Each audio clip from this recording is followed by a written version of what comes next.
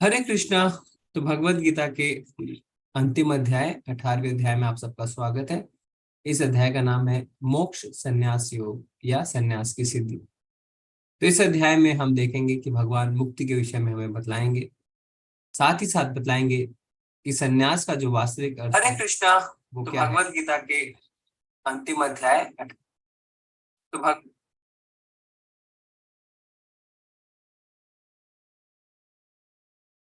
और इस अध्याय में हम भगवत गीता का अंतिम संदेश भी देखने वाले हैं। यह अध्याय बहुत ही आवश्यक अध्याय है। इसमें बहुत सारे श्लोक हैं जो बहुत ही महत्वपूर्ण है। सो आप सब इसको ध्यान देके सुने। आगे बढ़े उससे पहले हम करेंगे श्लोक ऑफ द डे। तो 17 अध्याय का 28वां श्लोक को श्लोक ऑफ द डे हमने कहा था। अगर आप इसका पठन करना चाहते हैं या देख के पढ़ना चाहते हैं, आपने कंठस्थ किया है तो आप अपना हैंड रेस कर सकते हैं। प्रभु जी आपको एक एक करके मौका देंगे। हरे कृष्णा प्रभु जी। हरे कृष्णा प्रभु जी। हरे कृष्णा नेहा माता जी।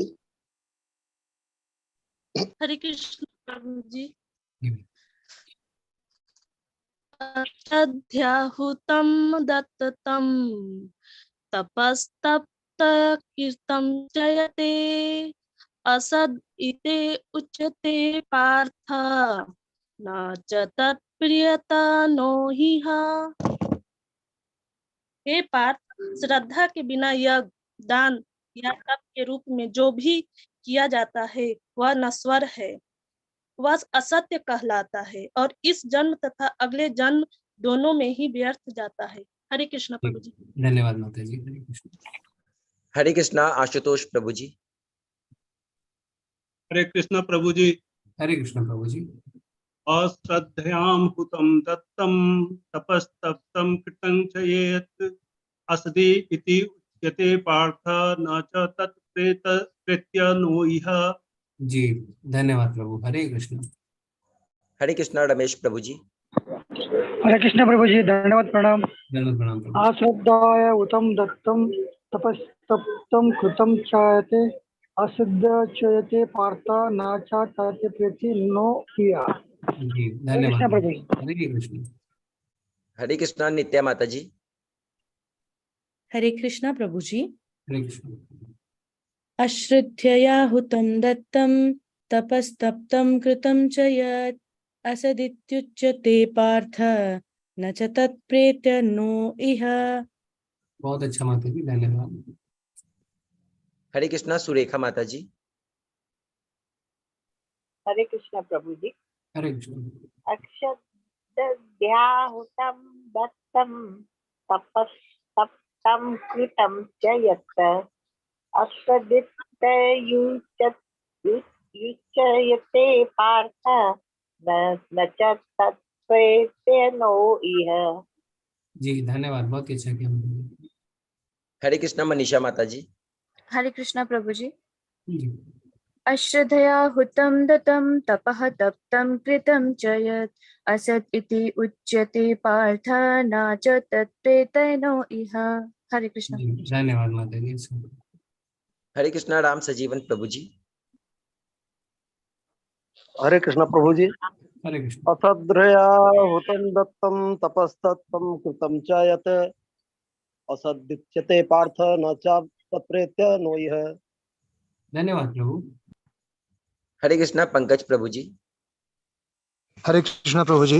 हरे कृष्ण। अश्रद्धा हुतं दत्तं तपस्तप्तं कृतं च यत् अस्तीत्युच्यते पार्थ न च तत्प्रेत्य नो ह्यः। जी जी, अच्छा प्रयास किया। हरे कृष्ण प्रभु। धन्यवाद प्रभु जी, धन्यवाद। हरे कृष्णा अन्वेषा माता जी, आप भी करना चाहते हैं?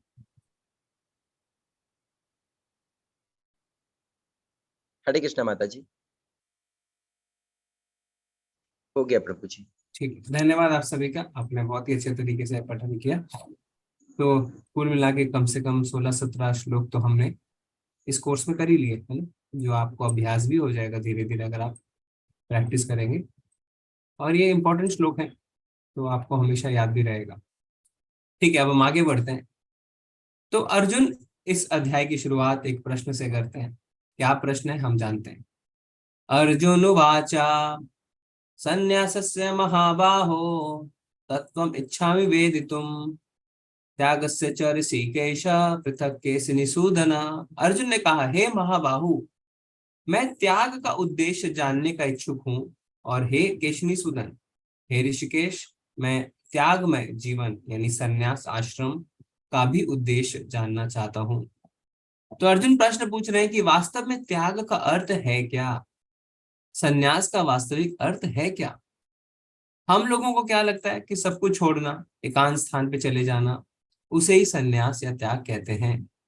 पर भगवान क्या बताएंगे और हम देखेंगे, क्योंकि भगवान का उत्तर सर्वश्रेष्ठ उत्तर होता है। श्री भगवानुवाचा काम्यानं कर्म नान्यासं संन्यासं कवयो विदुः सर्वकर्म फलत्यागं प्राहुस्त्यागं विचक्षणः।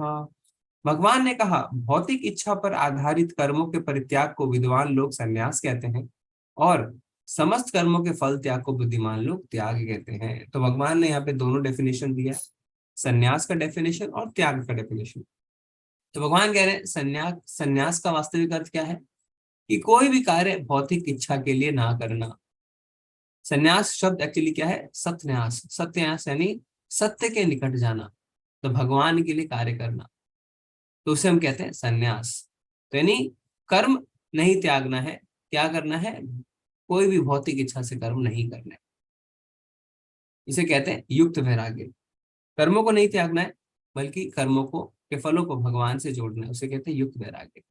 और त्याग क्या है, काम करना नहीं त्यागना है, कर्म के फलों से आसक्ति त्यागनी है, तो इसी को भगवान कहते हैं त्याग। कुछ विद्वान घोषित करते हैं कि समस्त प्रकार के सकाम कर्मों को दोषपूर्ण समझकर त्याग देना चाहिए, किंतु अन्य विद्वान मानते हैं कि यज्ञ, दान और तपस्या के कर्मों को कभी नहीं त्यागना चाहिए। तो विद्वान क्या कह रहे हैं कि जो सकाम कर्म है, जो भौतिक लाभ वाले कर्म है, ऐसे कर्मों को हमें त्याग देना चाहिए। जैसे हम यज्ञ करते हैं, कलयुग में क्या है, संकीर्तन यज्ञ कर सकते हैं। जब भगवान ने क्या कहा है, यज्ञ नाम जप यज्ञवश्मी, यानी मेरे नाम का जप करो। दान, उसकी हमने कल चर्चा करी थी कि भगवान की सेवा होनी चाहिए दान के अंदर, ओम तत्सत।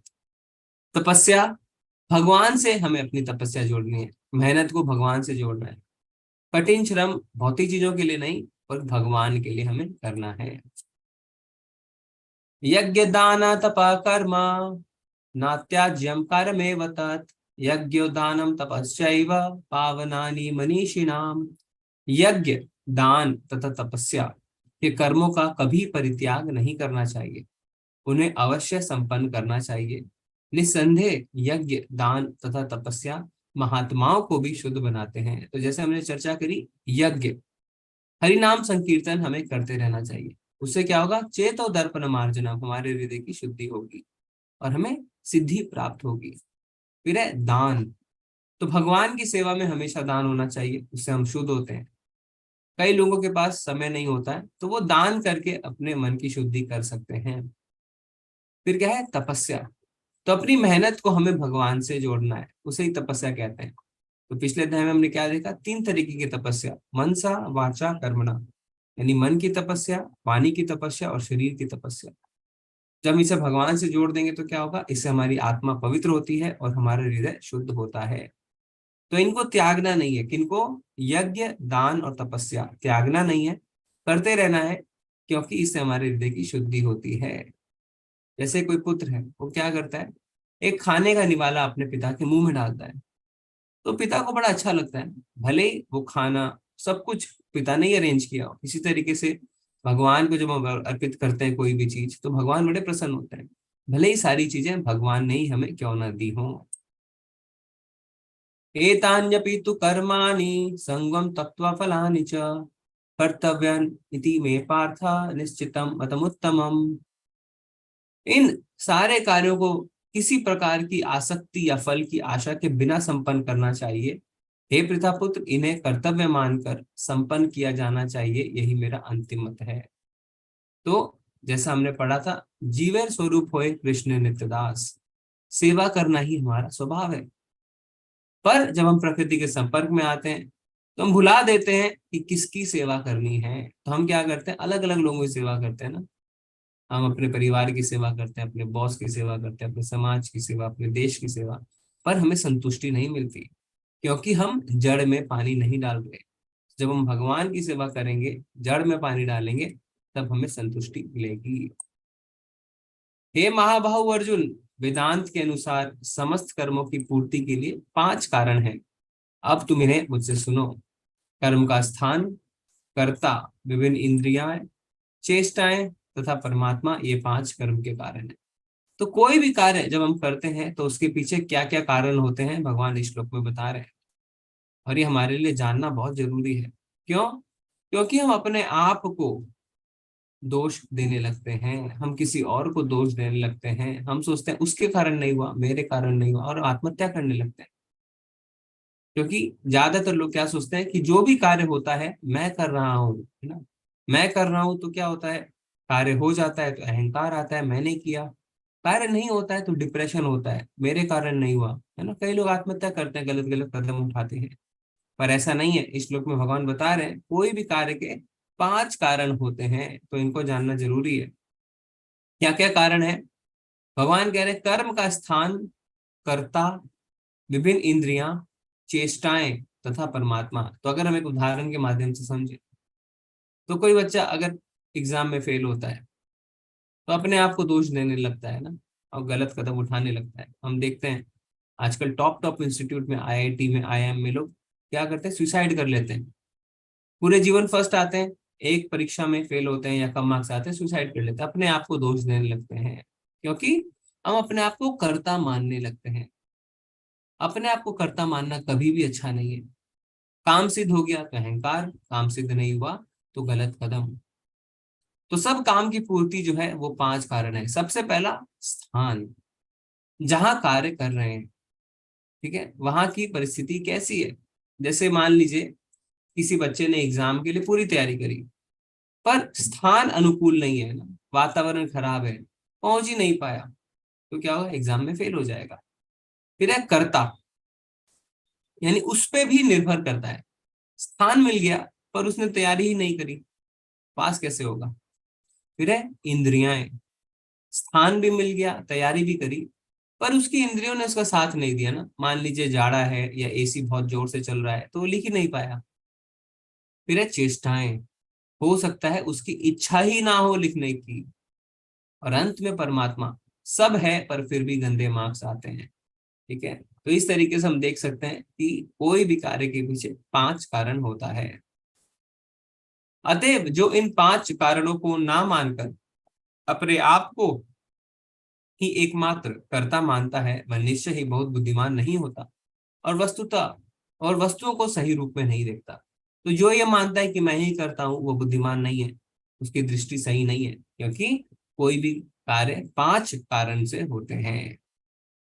अब हम क्या देखेंगे? अब हम देखेंगे कि प्रकृति के 3 गुणों के अनुसार कि ज्ञान, कर्म तथा कर्ता के 3 भेद हैं, ठीक है। तो सबसे पहले हम देखेंगे किस तरीके से हमारा ज्ञान जो है वो 3 गुणों से प्रभावित होता है।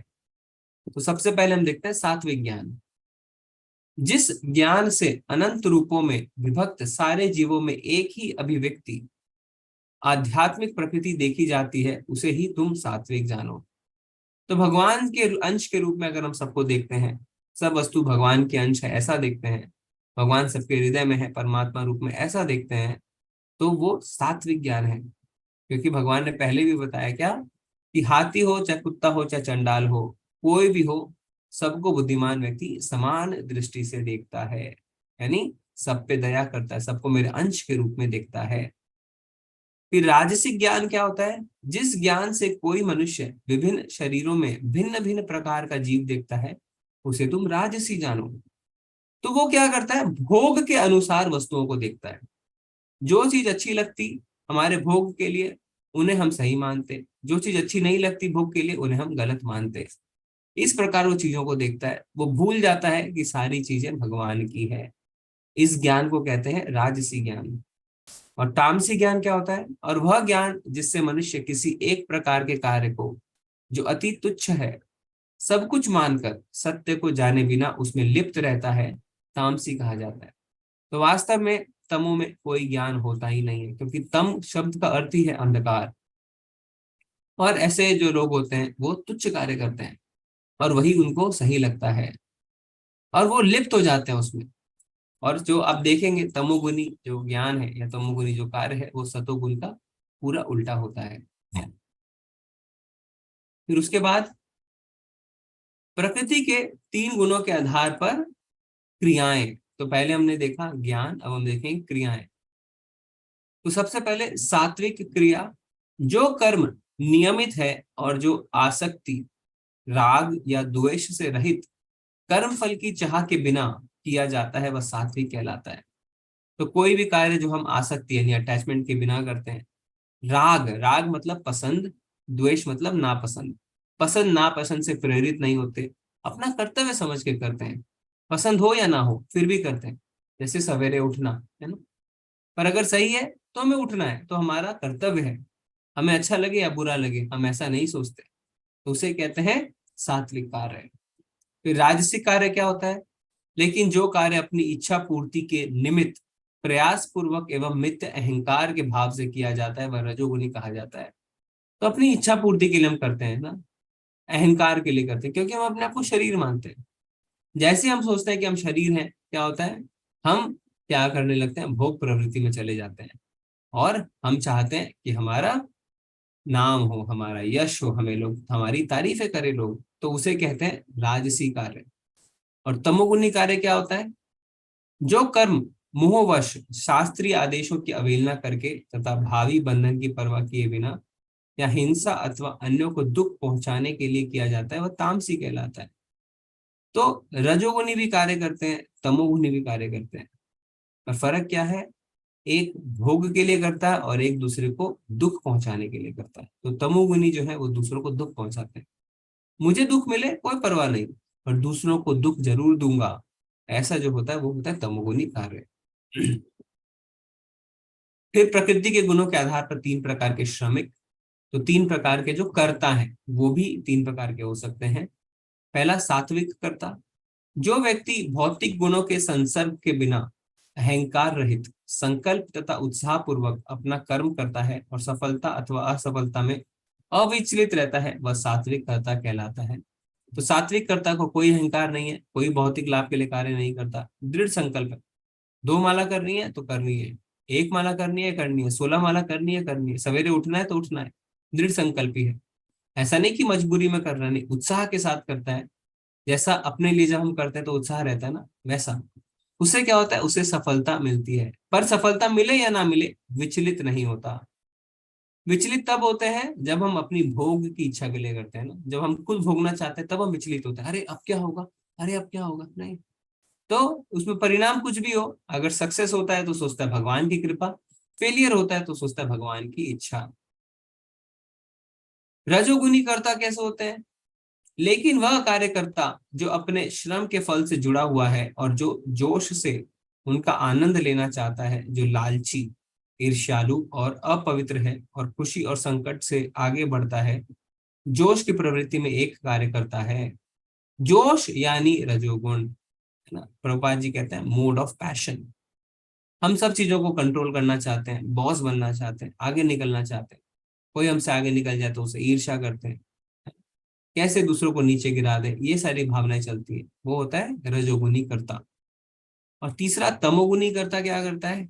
जो कर्ता सदा शास्त्रों के आदेशों के विरुद्ध कार्य करता है, जो भौतिकवादी, हठी, कपटी तथा अन्यों का अपमान करने में पटु है, तथा जो आलसी, सदैव खिन्न तथा काम करने में दीर्घसूत्री, वह तमोगुनी कहलाता है। हठी यानी जिद्दी है ना, नहीं मानते किसी की बात, दूसरों के साथ कपट करते हैं, उनका अपमान करते हैं, आलस करते हैं, है ना, योजनाएं बनाते हैं पर कुछ कार्य नहीं करते, चिड़चिड़े बने रहते हैं। दीर्घसूत्री यानी कार्य को लंबा खींचने वाले, ना, आज करेंगे, कल करेंगे, परसों करेंगे, इस तरीके से कार्य को खींचते रहते हैं। तो वो जो है वो क्या है, वो तमोगुनी कर्ता कहते हैं।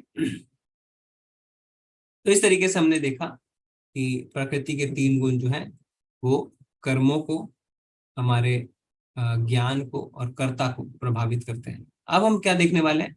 हे धनंजय, अब मैं प्रकृति के 3 गुणों के अनुसार तुम्हें विभिन्न प्रकार की बुद्धि तथा निर्धारण यानी डिटर्मिनेशन के विषय में विस्तार में बताऊंगा, तुम इसे सुनो। तो अब हम प्रकृति के 3 गुणों द्वारा प्रभावित बुद्धि और धृति यानी निश्चय, हमारा डिटर्मिनेशन, वो भी इम्पैक्टेड है। कैसे? सबसे पहले हम देखेंगे बुद्धि, हमारी बुद्धि कैसे इम्पैक्ट होती है। हे पृथापुत्र, वह बुद्धि सतोगुणी है जिसके द्वारा मनुष्य यह जानता है कि क्या करणीय है और क्या नहीं, किससे डरना चाहिए और किससे नहीं, क्या बांधने वाला है और क्या मुक्ति देने वाला है। तो सतोगुणी बुद्धि क्या होती है? मनुष्य समझ सकता है क्या करना है क्या नहीं करना, कौन से कार्य से हम बंधेंगे, कौन से कार्य से हम मुक्त हो जाएंगे। भगवान के लिए कर्म करेंगे तो कोई बंधन नहीं है, गुरु साधु शास्त्र के पास जाना है, ये सारी बुद्धि जो है वो सतोगुणी बुद्धि कहलाती है। रजोगुणी बुद्धि क्या है? हे प्रतापुत्र, जो बुद्धि धर्म तथा अधर्म, करणीय तथा अकरणीय, कर्म में भेद नहीं कर पाती, वह राजसी कहलाती है। तो सतो में भेद कर पाते हैं, रजो में क्या है? रजो में हम वही सिलेक्ट करते हैं जिससे हमें फायदा हो। तो भौतिक चीजें जो हमें ठीक लगती है वो हम सिलेक्ट करते हैं, जो मेरे लिए सही वही सही है ना। ऐसी जो बुद्धि होती है वो क्या है? वो रजोगुनी बुद्धि कहलाती है। आप देखें तो आतंकवादी को, चोर को भी लगता है कि मैं जो कर रहा हूँ सही कर रहा हूँ, पर वास्तव में वो सही नहीं होता है। तमोगुनी बुद्धि क्या होती है? जो बुद्धि मोह तथा अंधकार के वशीभूत होकर अधर्म को धर्म तथा धर्म को अधर्म मानती है और सदैव विपरीत दिशा में प्रयत्न करती है, वह तामसी बुद्धि कहलाती है। तो सतोगुनी अगर हम देखें तो पॉजिटिव दिशा में जाती है, उन्हें पता है सही क्या है गलत क्या है। रजोगुनी पता नहीं है क्या गलत क्या सही, तो न्यूट्रल है, 0। सतोगुनी +1, रजोगुनी 0। पर तमोगुनी गलत ही करती है, -1, हमेशा विपरीत दिशा में जाती है। प्रकृति के 3 गुणों के आधार पर 3 प्रकार के निर्धारण यानी डिटर्मिनेशन। तो हमारा जो धृति, हमारी जो डिटर्मिनेशन है वो कैसे प्रभावित होती है 3 गुणों से। हे पार्थ, वह निश्चय जो अटूट है, जो योग साधना द्वारा निरंतरता के साथ है और इस प्रकार मन, जीवन और इंद्रियों के कार्यों को नियंत्रित करता है, सात्विक तरीके में है। तो ऐसा निश्चय जो अटूट है, एकदम एक दिन करा एक दिन नहीं करा ऐसा नहीं, एक दिन ज्यादा एक दिन कम ऐसा भी नहीं, अटूट है, उसे कहते हैं सात्विक निश्चय। राजसिक निश्चय क्या होता है? लेकिन है अर्जुन, जिस धृति या निश्चय से मनुष्य धर्म, अर्थ तथा काम के फलों में लिप्त बना रहता है, वह राजसी है। तो कोई भी कर्म चुनते हैं पैसे कमाने के लिए, फिर भोग करते हैं, धर्म अर्थ काम मोक्ष ना, खाली एक्चुअली में धर्म अर्थ काम तक ही पहुंचते हैं, मोक्ष तक नहीं पहुंचते, काम तक ही रह जाते हैं। तो ऐसी जो निश्चय है वो है रजोगुनी निश्चय। और तमोगुनी निश्चय क्या है? हे पार्थ, जो धृति, स्वप्न, भय, शोक, विषाद तथा मोह के परे नहीं जाती, ऐसी दुर्बुद्धिपूर्ण धृति तामसी है। तो रजो में कार्य करते हैं धर्म अर्थ काम के लिए, तमो में सपने देखते हैं, काम नहीं करते हैं, इससे हमेशा दुख में घिरे रहते हैं, मोहित हुए रहते हैं, शोक में डूबे रहते हैं, क्योंकि सिर्फ प्लानिंग है, एक्शन 0 है। भौतिक प्रकृति के साधनों के आधार पर 3 प्रकार की खुशियां, हमारे जो सुख हैं वो भी 3 प्रकार के हो सकते हैं। सतोगुनी सुख क्या है? जो प्रारंभ में विष जैसा लगता है लेकिन अंत में अमृत के समान है और जो मनुष्य में आत्म साक्षात्कार जगाता है, वह सात्विक सुख कहलाता है। तो कोई भी कार्य अगर हम करते हैं, है ना, तो हम क्या पूछते हैं किसी से, what is your aim in life? कहते हैं डॉक्टर बनना है, इंजीनियर बनना है, बिजनेसमैन बनना है, क्योंकि अंदर से सबका एक ही एम है, सुख प्राप्त करना। लेकिन वास्तव में सुख क्या है हमें पता ही नहीं है। तो इस श्लोक में हम जान रहे हैं कि सुख 3 प्रकार के होते हैं। तो सात्विक सुख क्या है? शुरू में जहर की तरह लगना, अंत में अमृत की तरह। तो आप कोई बता सकता है ऐसे सुख का उदाहरण एंड्रेस कर सकते हैं? तो शुरू में तो जहर की तरह लगता है पर अंत में अमृत की तरह। कौन सा सुख हो सकता है ऐसा? शुरू में हमें लग रहा है जहर, अंत में अमृत। हाँ, सुधीर प्रभु जी हैं आज। हरे कृष्ण प्रभु जी। गुरु जी, जी जैसे बीमार आदमी होता है, उसको दवा कड़वी लेनी है तो वो शुरू में उसको बड़ी तकलीफ होती है कड़वी दवा लेने में, लेकिन बाद में जब वो चंगा हो जाता है तो उसको बड़ा आराम मिलता है। इसी तरह मंगल आरती सुबह उठना बड़ा कष्टप्रद लगता है, लेकिन जब हमें उसका फल मिलता है, भगवान खुश होते हैं, तो बहुत ही उसमें आनंद आने लग जाता है। गुरु जी, बहुत ही सुंदर उदाहरण दिया प्रभु जी ने, 2 उदाहरण दिए किस तरीके से कड़वी दवाई हमें वास्तव में जहर के जैसे लगती है पर अंत में शरीर के लिए लाभदायक है। इसी तरीके से मंगल आरती में प्रभु जी ने कहा उठना कितना दिक्कत है, पर अंत में हमें आनंद की अनुभूति होती है।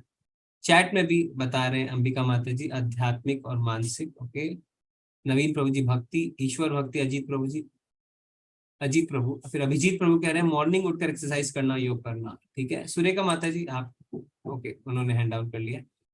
तो क्या है, जैसे पढ़ाई है ना, भक्ति के नियम सरिता माता जी कह रहे हैं हमें आनंद देते हैं। शुरू में जहर जैसे लग सकते हैं, बच्चे जब पढ़ाई करते हैं ना, मन नहीं लगता है पढ़ने में, शुरू में जहर जैसा लगता है, क्यों मुझे किसी ने पढ़ने को कहा, पर अंत में क्या होता है, अंत में उसके लिए लाभदायक होता है ना। फिर उसके बाद क्या है, माता जी कह रहे हैं फास्ट फूड बंद करना। तो शुरू में लगता है अरे गोलगप्पे नहीं खा पा रहे हम, तो चाट पकौड़े नहीं खा पा रहे, पर बाद में हमारे शरीर के लिए फायदेमंद होता है। तो ऐसे जो ऐसी खुशियां हैं वो मनुष्य को भगवान की ओर ले जाती है ना। सुबह उठना पसंद नहीं है, जहर जैसा लगता है, पर अंत में परिणाम अमृत जैसा होता है। चैंटिंग में मन नहीं लगता है, पर बाद में हमें बहुत आनंद मिलता है। तो ऐसी खुशियां जो है वो सात्विक खुशियां होती है। राजसिक खुशी क्या होती है, जो सुख इंद्रियों द्वारा उनके विषयों के संसर्ग से प्राप्त होता है और प्रारंभ में अमृत तुल्य है तथा अंत में विष तुल्य लगता है, वह रजोगुनी कहलाता है। तो शुरू में तो बड़ा आनंद मिल रहा है, पर बाद में वो हमारे दुखों में बदल जाता है। तो 5वें अध्याय में हमने क्या देखा, तो भगवान कहते हैं बुद्धिमान व्यक्ति कौन है, जो क्षणिक इंद्रिय सुख में नहीं जाता। यही संस्पर्शजा भोखा दुख एवते आद्य अंतवंत कौन्तेय ना तेषु रमते बुधा। जो बुधा है वो क्या करता है, वो क्षणिक इंद्रिय सुख में नहीं जाता, क्योंकि उसको पता है कि इन सुखों में आदि है और अंत है। जैसे डॉक्टर क्या कहता है, रसगुल्ला मत खाइए, पर सब कुछ लोग उसे खा लेते हैं। शुरू में बड़ा अच्छा लगता है, मीठा लगता है, बड़ा अच्छा लगता है, अंत में क्या होता है, शुगर बढ़ जाती है। तो तुरंत खुशी जहां मिलती है वो राजसिक है ना, वो हमारे लिए प्रेयस है, अभी अच्छा लग रहा है, पर श्रेयस नहीं है, लंबे समय के लिए वो हमारे लिए फायदेमंद नहीं है। तो हमें जो शाश्वत सुख है वो शाश्वत चीजों से ही मिल सकता है। पर मजे की बात यह है कि संसारी शाश्वत नहीं है। भगवान कहते हैं दुख आलयम अशाश्वतम, अशाश्वतम। तो जब ये संसार शाश्वत है ही नहीं, तो ये हमें शाश्वत सुख कैसे दे सकता है, क्योंकि अंत में हमें इस सबको, संसार को छोड़ना है। जैसे घर से कोई आसक्त है ना, एक समय आएगा या तो वो घर को छोड़ देगा या घर उसे छोड़ देगा, है ना, या तो वो मर जाएगा या कोई घर को खरीद लेगा। पर शाश्वत सुख जो है वो शाश्वत चीजों से ही मिलती है, यानी भगवान से, क्योंकि भगवान शाश्वत है, हमारी आत्मा शाश्वत है, और हमारी आत्मा को जो भगवान के साथ संबंध है वो भी शाश्वत है। ठीक है। और तमोगुनी सुख क्या होता है, तथा जो सुख आत्म साक्षात्कार के प्रति अंधा है, जो प्रारंभ से लेकर अंत तक मोह कारक है, और जो निद्रा, आलस्य तथा मोह से उत्पन्न होता है, वह तामसिक कहलाता है। तो तामसिक सुख जो है वो सतोगुण का पूरा उल्टा। तमोगुण में क्या होता है, वो भगवान से हमें दूर ले जाता है। इसमें सुख जो है वो शुरू से लेकर अंत तक विष ही विष जैसा लगता है। अज्ञानता से लगता है कि इसमें अमृत है, पर वास्तव में उसमें जहर ही जहर रहता है। कोई एक उदाहरण दे सकता है ऐसे तमोगुणी सुख का, जो शुरू से लेकर अंत तक विष ही विष, कड़वा ही कड़वा, कोई आनंद नहीं, पर लोग बड़े मजे से, है ना, उस आनंद को भोगने की कोशिश करते हैं। कौन सा ऐसा एक उदाहरण है, शराब जी। निशा माता जी ने कहा बिल्कुल सही, शुरू से लेकर अंत तक मनीषा माता जी कह रहे नशा, तामसिक सुख है, कोई आनंद नहीं है, पर लोग उसमें अपने आप को सोचते हैं कि हमें कितनी आनंद की अनुभूति हो रही है। ठीक है, तो आपको क्या करना है, धीरे धीरे अपने सुख के स्तर को तमोगुण से रजोगुण और रजोगुण से सतोगुण तक लाना है। अब आप कैसे कर सकते हैं, भगवान के नाम का जप करके, क्योंकि भगवान कहते हैं 2 अध्याय के 59वें श्लोक में कि जब हमें उच्च रस का आस्वादन होता है तो हम निम्न रस अपने आप भूल जाते हैं। अब हम देखते हैं प्रकृति के गुणों के आधार पर 4 प्रकार के आश्रम। तो वर्ण आश्रम धर्म हमने सुना है, हमने पढ़ा भी है। तो उसमें 4 आश्रम है, 4 धर्म है, वर्ण आश्रम, 4 वर्ण और 4 आश्रम। तो कौन कौन से 4 आश्रम है उनकी हम चर्चा भी करते हैं। शांति प्रियता, आत्मसंयम, तपस्या, पवित्रता, सहिष्णुता, सत्यनिष्ठा, ज्ञान, विज्ञान तथा धार्मिकता, ये सारे स्वाभाविक गुण हैं जिनके द्वारा ब्राह्मण कर्म करते हैं। तो क्या होता है, जो 3 गुण हैं प्रकृति के, सत्वगुण, तमोगुण, रजोगुण, उनके आधार पर वर्ण आश्रम धर्म बनाए गए हैं। तो सत्वगुण में कौन होता है? ब्राह्मण। तो 4 वर्ण कौन कौन से हैं? ब्राह्मण, क्षत्रिय, वैश्य और शूद्र। तो सत्वगुण में जो स्थित होते हैं वो ब्राह्मण होते हैं। और ब्राह्मणों के क्या क्या क्वालिटीज होती हैं? शांति प्रियता, आत्मसंयम, तपस्या, पवित्रता, सहिष्णुता, सत्यनिष्ठा, ज्ञान, विज्ञान तथा धार्मिकता। और ये जो है इंटेलेक्चुअल क्लास होते हैं हमारी सोसाइटी के। फिर रजोगुण में जो स्थित होते हैं वो कौन होते हैं? क्षत्रिय। क्षत्रियों की क्या क्वालिटीज होती है? वीरता, शक्ति, संकल्प, दक्षता, युद्ध में धैर्य, उदारता तथा नेतृत्व। तो जो एडमिनिस्ट्रेटिव है वो क्षत्रिय होते हैं ना, जैसे हमारे ब्यूरोक्रेसी है वो क्षत्रिय हैं। और जो वैश्य होते हैं वो रजोगुण और तमोगुण दोनों में आते हैं। कृषि करना, गोरक्षा तथा व्यापार वैश्यों के स्वाभाविक कर्म हैं। तो वैश्य क्या करते हैं? कृषि करते हैं, यानी एग्रीकल्चर, गाय की रक्षा करते हैं, व्यापार करते हैं। और वैश्य जो है उनके अंदर दोनों क्वालिटीज होते हैं, रजोगुण भी और तमोगुण भी। और शूद्रों का कर्म श्रम तथा अन्यों की सेवा करना है। तो शूद्र जो होते हैं वो तमोगुण में आते हैं। तो इस तरीके से जो वर्ण आश्रम धर्म भगवान ने बनाए हैं वो गुणों के हिसाब से बनाए। तो जो सतोगुण में स्थित है, भले ही वो शूद्र का पुत्र क्यों ना हो, वो ब्राह्मण है। जो रजोगुण में स्थित है वो क्षत्रिय है और वैश्य है, और जो तमोगुण में स्थित है वो वैश्य और शूद्र है। यथा प्रवृत्तिर्भूतानां येन सर्वम इदं ततं स्वकर्मणा तम अभयचर्य सिद्धिं विन्दन्ति मानवा। जो सभी प्राणियों का उद्गम है और सर्वव्यापी है, उस भगवान की उपासना करके मनुष्य अपना कर्म करते हुए पूर्णता प्राप्त कर सकता है। लेकिन हमें क्या करना है? हमें तीनों गुणों से ऊपर उठना है। तो सत्वगुण कोई सबसे बेस्ट गुण नहीं है, सत्वगुण के ऊपर भी उठना है, जिसे कहते हैं शुद्ध सत्व। तो सबके अंदर अलग अलग गुण होते हैं ना, और आपस में एक दूसरे के वर्ण का काम हम नहीं कर सकते। जैसे आर्मी वाला टीचर नहीं बन सकता, प्रोफेसर आर्मी में नहीं जा सकता, सबके अलग अलग गुण हैं। तो अपने अपने वर्ण के हिसाब से हमारे कर्तव्य का पालन करना होता है, जिससे कि धीरे धीरे हम भगवान की ओर बढ़ सके। भगवान 3 गुणों में नहीं है, वो माया के स्वामी है। मैया दक्षिण प्रकृति ही भगवान कहते हैं। तो जो भगवान की सेवा करते हैं वो धीरे धीरे 3 गुणों से ऊपर उठ जाते हैं। तो जो लाभ ब्राह्मण को यज्ञ करके मिलता है, वही लाभ क्षत्रिय को युद्ध करके मिलता है। जैसे अर्जुन युद्ध करने में भगवान को प्रसन्न किया, उसने ऐसा नहीं कि बैठ के उसने क्या किया? जप किया। उसने भगवान को याद करते करते युद्ध किया, क्योंकि क्षत्रिय का कर्तव्य है युद्ध करना। अपने वृत्तिपरक कार्य को करना, चाहे वह कितना ही त्रुटिपूर्ण ढंग से क्यों ना किया जाए, अन्य किसी के कार्य को स्वीकार करने और अच्छी प्रकार करने की अपेक्षा अधिक श्रेष्ठ है। अपने स्वभाव के अनुसार निर्दिष्ट कर्म कभी भी पाप से प्रभावित नहीं होते। ऐसा क्यों है कि अपना अपना कर्म करना है? क्योंकि सबका अलग अलग गुण है, उसके अनुसार ही अगर हम कार्य करेंगे तो अच्छे से कार्य कर पाएंगे। मान लीजिए कोई प्रोफेसर बनना चाहता है, पर जबरदस्ती उसे बिजनेस में डाल दिया जाए, वो कर तो लेगा पर सुखी नहीं रहेगा। जैसे इंजीनियर है ना, अच्छे अच्छे कॉलेजेस में हम क्या सोचते हैं कि उसके बेटे ने करी, मेरे बेटे भी इंजीनियर बन जाए, मेरा बेटा भी इंजीनियरिंग कर ले, पर उसके अंदर इंजीनियरिंग के गुण नहीं दिखते हैं। तो क्या होता है? बच्चे का मन नहीं करता है, फिर वो फेल होता है, सुसाइड करता है, क्योंकि दूसरों के गुण के हिसाब से हम उसे जज करते हैं।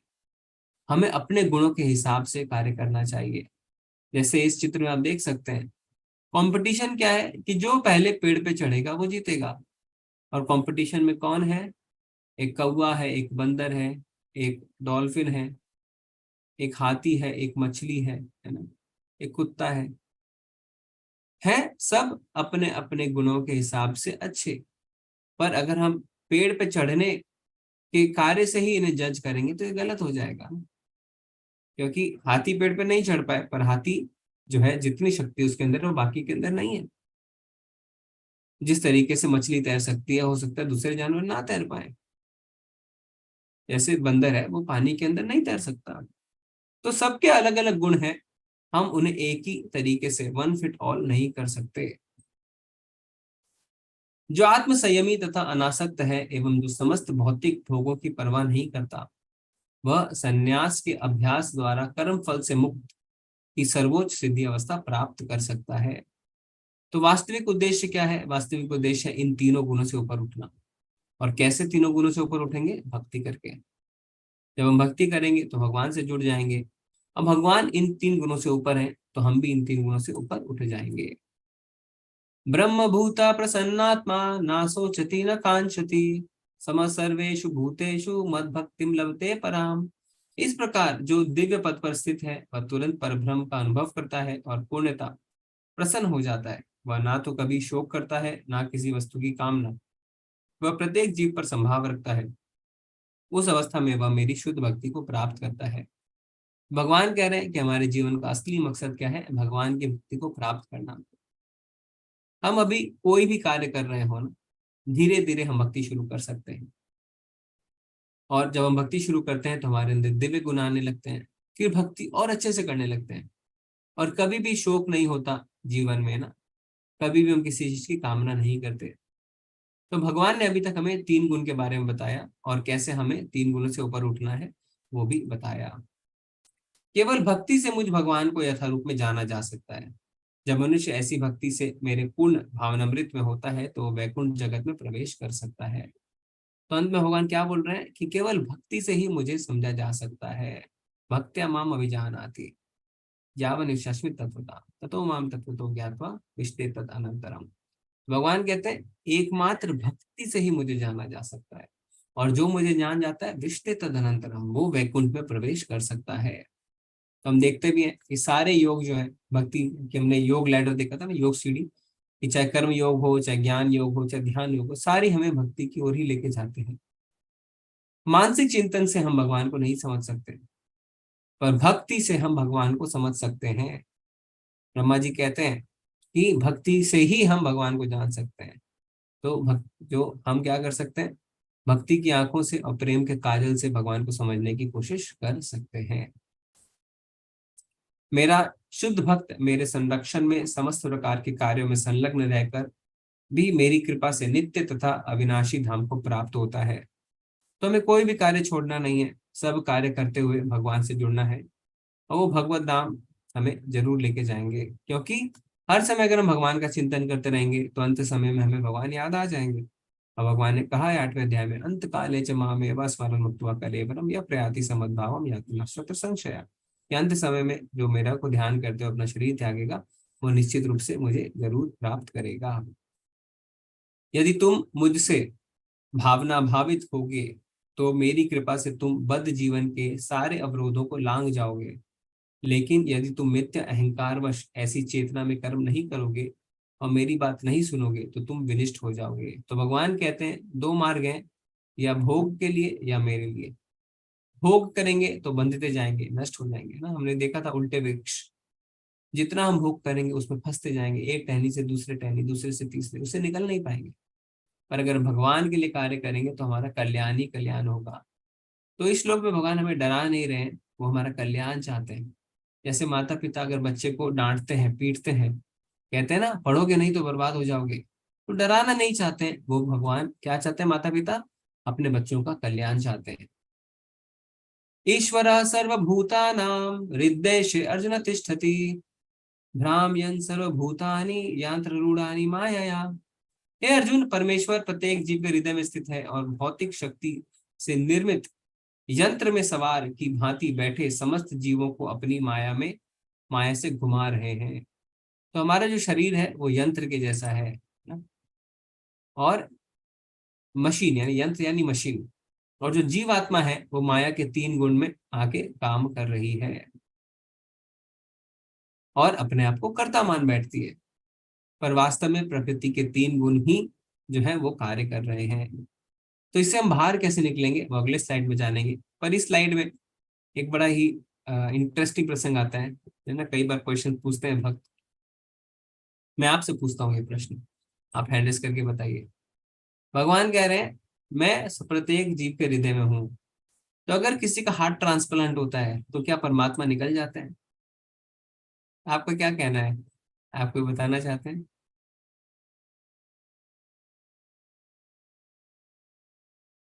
हाँ नहीं है, ठीक है, पर भगवान तो कह रहे हैं मैं सबके हृदय में हूँ। जी जिग्ना माता जी। हरे कृष्ण प्रभु जी। जी जी प्रभु जी, हार्ट ट्रांसप्लांट हो या कुछ भी हो, परमात्मा तो हर जीव में होता है, तो जहाँ वो हार्ट जाएगा वहाँ परमात्मा भी होंगे। तो जिसका हार्ट निकला तो उस टाइम परमात्मा निकल गए? नहीं तो तो फिर भगवान तो कह रहे हैं कि मैं हार्ट में हूँ। तो इसमें मैंने एक सुना था सीनियर डिवोटी। अच्छा एक आंसर हम और सुन लेते हैं फिर हम बताते हैं आपको। वेद व्यास प्रभु जी, हरे कृष्णा। राधे राधे प्रभु जी। जी जैसे बोलो। कि हर एक एटम में उसका जो न्यूट्रॉन और प्रोटॉन जो होता है वो एक सेंटर में रहता है, उसी तरीके से इंसान का हार्ट है जो मतलब हृदय होता है, इसलिए यहाँ पे हृदय बोला गया है। बट भगवान तो हर कण कण में है, हर जगह पे है, सारा संसार उन्होंने बनाया है, जी तो रहता ही है।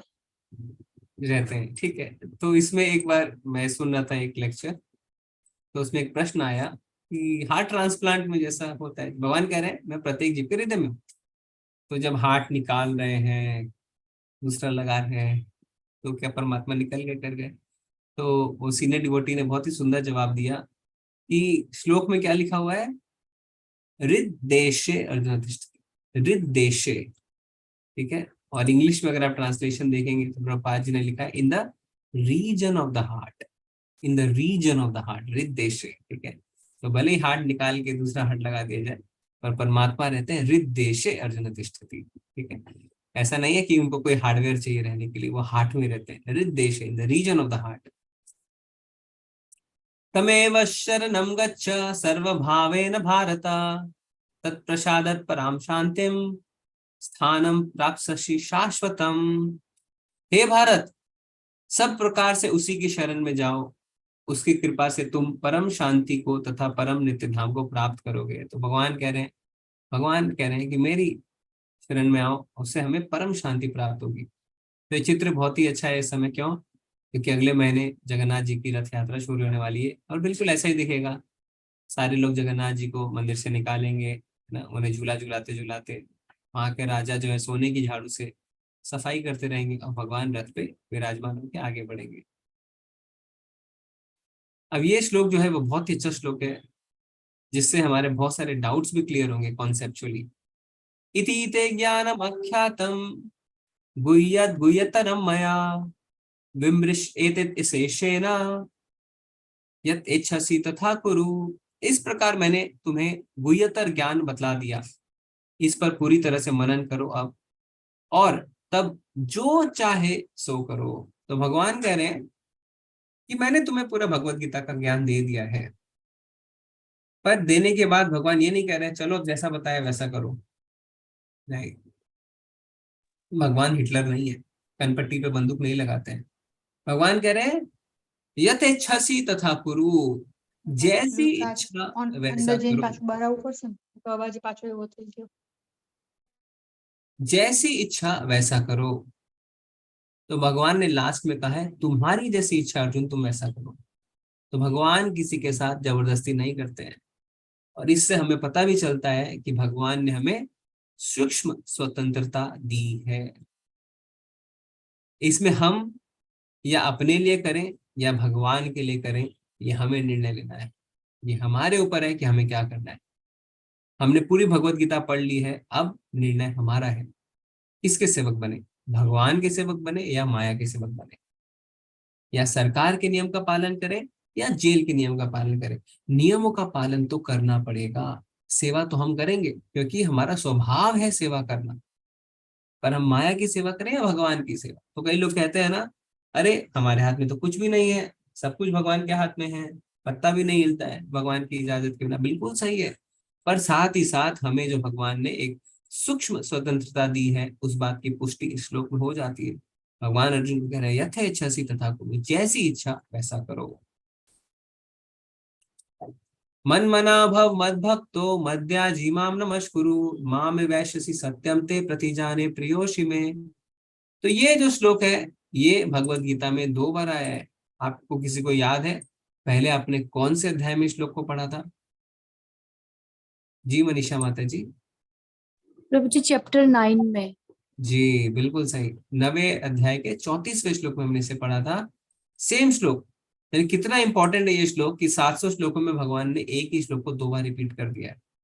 सदैव मेरा चिंतन करो, मेरे भक्त बनो, मेरी पूजा करो, मुझे नमस्कार करो, इस प्रकार तुम निश्चित रूप से मेरे पास आओगे। मैं तुम्हें वचन देता हूं क्योंकि तुम मेरे परम प्रिय मित्र हो।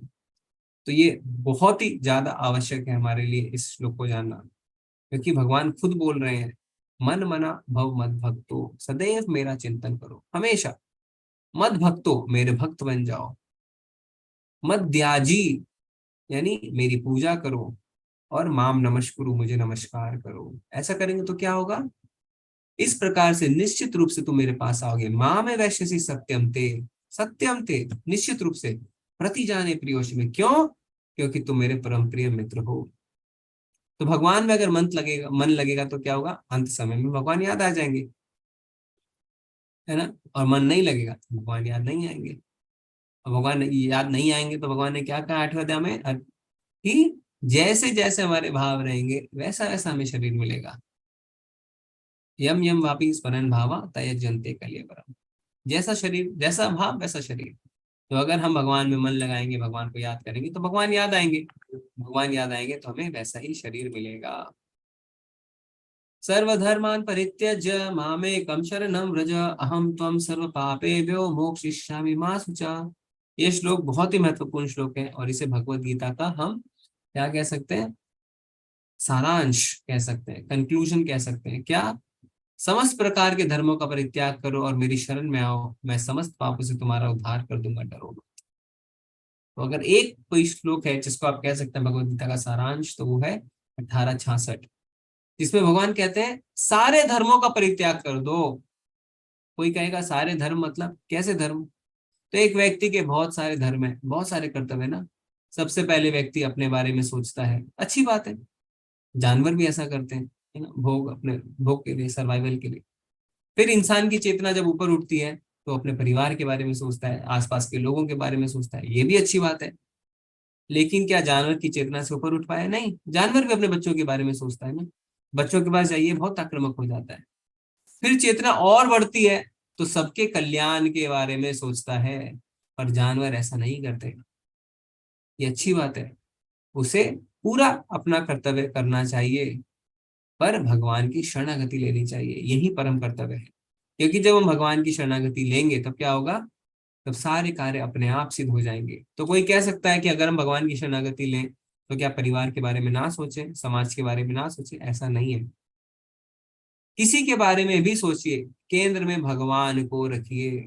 अगर केंद्र में भगवान नहीं है तो सब व्यर्थ है। सबको भगवान से जोड़ना बहुत जरूरी है।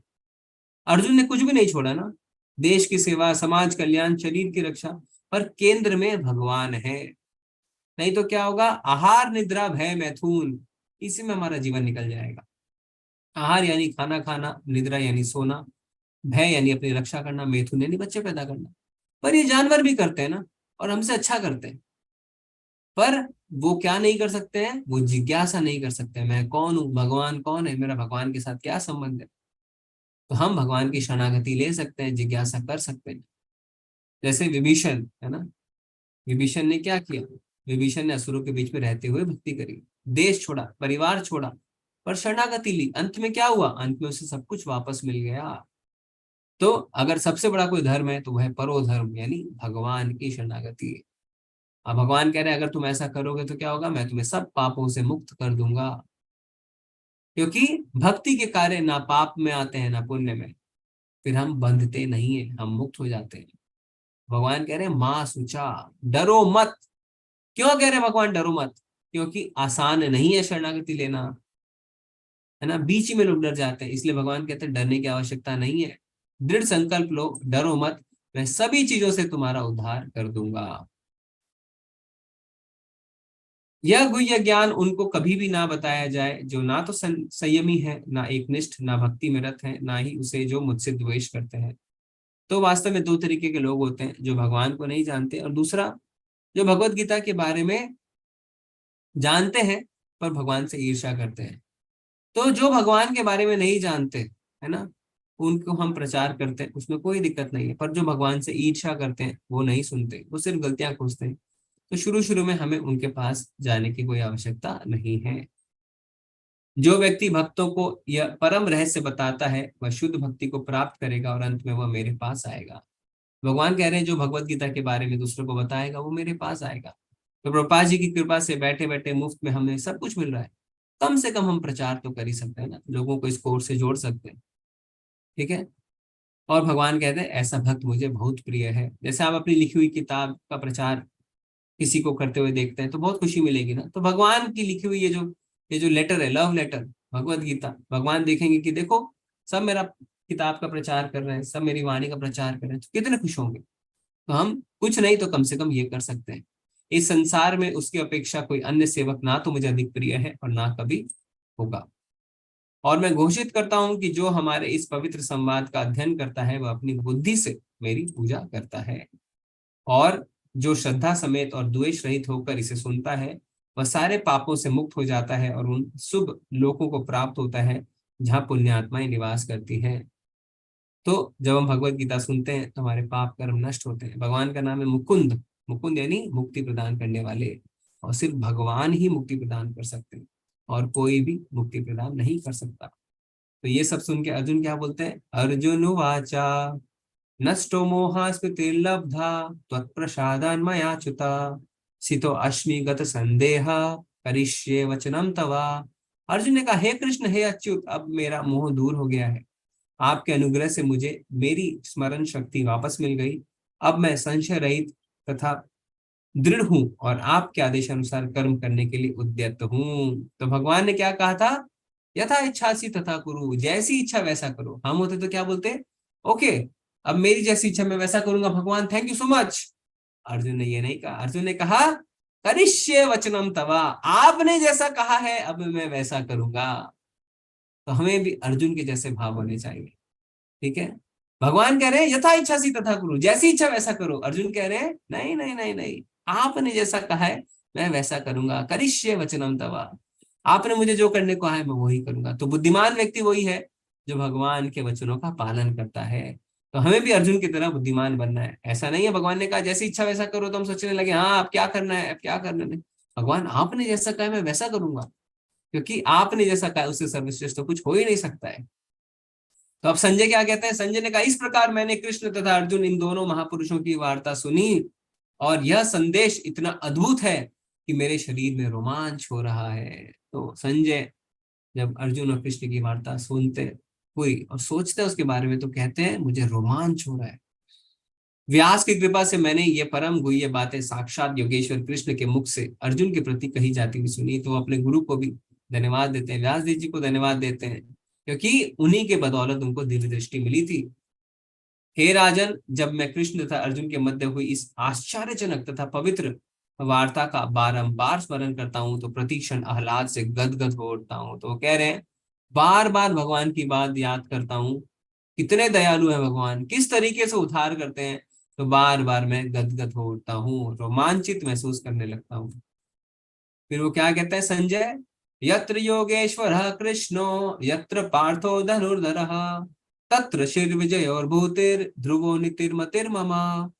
जहाँ योगेश्वर कृष्ण है और जहाँ परम धनुर्धर अर्जुन है वहीं ऐश्वर्य, विजय, अलौकिक शक्ति तथा नीति भी निश्चित रूप से रहती है, ऐसा मेरा मत है। तो संजय साफ साफ कह रहे हैं यहाँ पे जहाँ भगवान है वहीं उनके भक्त हैं और पूरा विजय वही है, पूर्ण विजय वही है। तो जीवन में भगवान होने चाहिए, भक्ति होनी चाहिए, तब विजय निश्चित है। प्रभुपाद जी के हम कुछ शब्द देखते हैं, जहां कृष्ण तथा अर्जुन उपस्थित हैं वहीं संपूर्ण श्री होगी। युद्ध को यह निर्णय करना था कि संसार पर शासन कौन करेगा। संजय ने भविष्यवाणी की थी कि सत्ता युधिष्ठिर के हाथ में चली जाएगी, क्योंकि वे ना केवल पुण्यात्मा तथा पवित्र आत्मा थे, अपितु वे कठोर नीतिवादी थे। उन्होंने जीवन भर कभी असत्य भाषण नहीं किया था। तो संजय कोई पांडवों की चापलूसी नहीं कर रहे ना ही धृतराष्ट्र को डरा रहे हैं। भगवत गीता को सुनी, उसके बाद उन्होंने बताया यत्र योगेश्वरा कृष्ण, जहां कृष्ण है वहां भक्त के भक्त है और वही विजय है। भगवत गीता से हम यह समझ सकते हैं कि ज्ञान तथा ध्यान द्वारा अपनी अनुभूति एक विधि है, लेकिन कृष्ण की शरणागति सर्वोच्च सिद्धि है। यह भगवत गीता के उपदेशों का सार है। पूर्ण कृष्ण भावना भावित होकर भक्ति में कृष्ण की शरणागति गुह्यतम उपदेश है। यही 18वें अध्याय का सार है। भगवत गीता में 5 मुख्य विषय की व्याख्या हुई है। तो जब हमने अध्याय की शुरुआत करी थी 18 दिनों की, तो हमने बोला था कि हम 5 विषय पढ़ने वाले हैं। क्या? भगवान, भौतिक प्रकृति, जीव, शाश्वत काल तथा सभी प्रकार के कर्म, सब कुछ कृष्ण की पर ही आश्रित है। तो हमने देखा, हमने इन 5 टॉपिक को डिस्कस किया। जीव अपने मूल स्वरूप में शुद्ध आत्मा है, वह परमात्मा का एक परमाणु मात्र है। तो आत्मा जो है वो वास्तव क्या है? वो परमात्मा का परमाणु मात्र है। और परमात्मा का स्वभाव क्या है? सच्चित आनंद। सत्य यानी शाश्वत, चित यानी शाश्वत ज्ञान, और आनंद यानी आनंद। तो आत्मा जो है उसका स्वरूप भी सच्चिदानंदी है। क्योंकि सारे जीव कृष्ण की तटस्थ शक्ति हैं, अतएव उनका संसर्ग भौतिक शक्ति या आध्यात्मिक शक्ति से होता है। दूसरे शब्दों में, जीव भगवान की पराशक्ति से, अतएव उसमें किंचित स्वतंत्रता रहती है। तो हमने देखा था ना, यथा इच्छा सी तथा कुरु, जैसी इच्छा वैसा करो, क्योंकि हमारे अंदर स्वतंत्रता है। इस स्वतंत्रता के सदुपयोग से ही वह कृष्ण के प्रत्यक्ष आदेश के अंतर्गत आता है और अपनी सामान्य दशा को प्राप्त होता है। तो हमारी सामान्य दशा क्या है? जीवेर स्वरूप होय कृष्ण नित्यदास। पर क्या होता है, हम प्रकृति के संपर्क में आते हैं, अपनी इच्छा को पूरी करने लगते हैं। पर जब हम भगवान की भक्ति में आते हैं वापस, तब क्या होता है, प्रभुत्व जताने की इच्छा खत्म होती है और हम अपने वास्तविक स्वभाव को प्राप्त करते हैं, जो है भगवान की सेवा करना। तो इससे हमारा अध्याय शेष होता है, 18 दिन का कोर्स भी शेष होता है। हरे कृष्णा कृष्णा कृष्णा हरे हरे, हरे राम राम राम हरे हरे। आप सबका बहुत बहुत धन्यवाद, आपने 18 दिनों तक साथ दिया। अब आशा करते हैं कि आपको ये कोर्स भी पसंद आया होगा। आपके कोई डाउट्स है तो भी हम ले सकते हैं। पर ये यात्रा यहाँ खत्म नहीं होती है, ये लेवल 1 की समाप्ति है सिर्फ। इसके बाद हम लेवल 2, लेवल 3, लेवल 4, लेवल 5 सब करेंगे। तो प्रश्न लेने से पहले मैं ये जानना चाहूंगा कि क्या आप सब ने लेवल 2 के लिए रजिस्टर कर लिया है? जी प्रभु जी। लिया है? किसी को कोई दिक्कत है लेवल 2 रजिस्ट्रेशन करने में? प्रभु जी मैंने लेवल 3 पर कर लिया है रजिस्ट्रेशन। जी प्रभु जी। ओके प्रभु जी, एक बार आप डाल दीजिए लेवल 2 का रजिस्ट्रेशन लिंक, और किसी को व्हाट्सएप पे भी डाल दीजिए ध्यान पर। और किसी को अगर दिक्कत आ रही है लेवल 2 रजिस्ट्रेशन में, तो आप हमें बताएं, तो मैं एक एक करके जान सकता हूँ ना। ठीक है, एक एक करके पूछेंगे तो आप सब उसमें हाँ या ना बताइए। सुधीर प्रभु जी तो आप हैं पूरा। आशुतोष प्रभु जी, आपने कर लिया है लेवल 2? जी कर लिया है। नित्य माता जी, नित्य माता जी? नहीं, मैंने नहीं किया। हाँ कर लीजिए। केशव प्रभु, केशव चौधरी प्रभु, किरण माता जी, सुरेखा माता जी, तुमने कर लिया? जी प्रभु जी कर लिया। अरविंद प्रभु? जी प्रभु जी कर लिया। रमेश प्रभु आपने कर लिया? मनीषा माता जी? प्रभु जी लिंक नहीं आया। लिंक है व्हाट्सएप गुरुजी, पे? लिंक अभी चेक करिए व्हाट्सएप पे लिंक। नहीं गुरुजी नहीं आया। अभी व्हाट्सएप पे जाइए, चेक करिए व्हाट्सएप पे। नहीं व्हाट्सएप नहीं आया गुरुजी। हाँ, राम सजीवन प्रभु, प्रसाद प्रभु, अन्वेषा माता जी, बकरी माता जी, हाँ प्रभु जी कर लिया। कविता माता जी, सचिन प्रभु, जिग्ना माता जी कर लिया आपने? प्रभु, अजय प्रभु, नितेश, मंजू माता जी आपने कर लिया? जी कर लिया। नेहा माता जी, सुनील और शिप्रा माता जी, अनुराग प्रभु आपने कर लिया? अनुराग विश्वकर्मा प्रभु आपने कर लिया? प्रभु जी कल करूंगा। कल करेंगे। ओके, ज्योति माता जी, तारा माता जी, मनोज प्रभु, मनु प्रभु, शिवम प्रभु, गीता माता जी आपने कर लिया? जी प्रभु जी कर दिया गए। गौरी माता जी, रक्षा माता जी, कन्हैया लाल प्रभु, रक्षा माता जी, विनय माता जी, आप सबने कल करूंगी। ट्राई करेंगे, ठीक है। सत्येंद्र प्रभु, ज्योति माता जी, प्रियंका माता जी, कविता माता जी, माता जी, प्रतीक्षा माता जी, कल करूंगी प्रभु जी। सब कल करेंगे, ठीक है। सुनील प्रभु, धरा माता जी, अनुपमा माता जी, आपने किया। हरे कृष्णा गुरु जी। जी जी जी, तो मैसेज पर्सनली पूछ लेता हूँ एक बार। जिग्ना माता जी, राकेश प्रभु, माता जी, कल्पना सक्सेना, पुष्पा माता जी,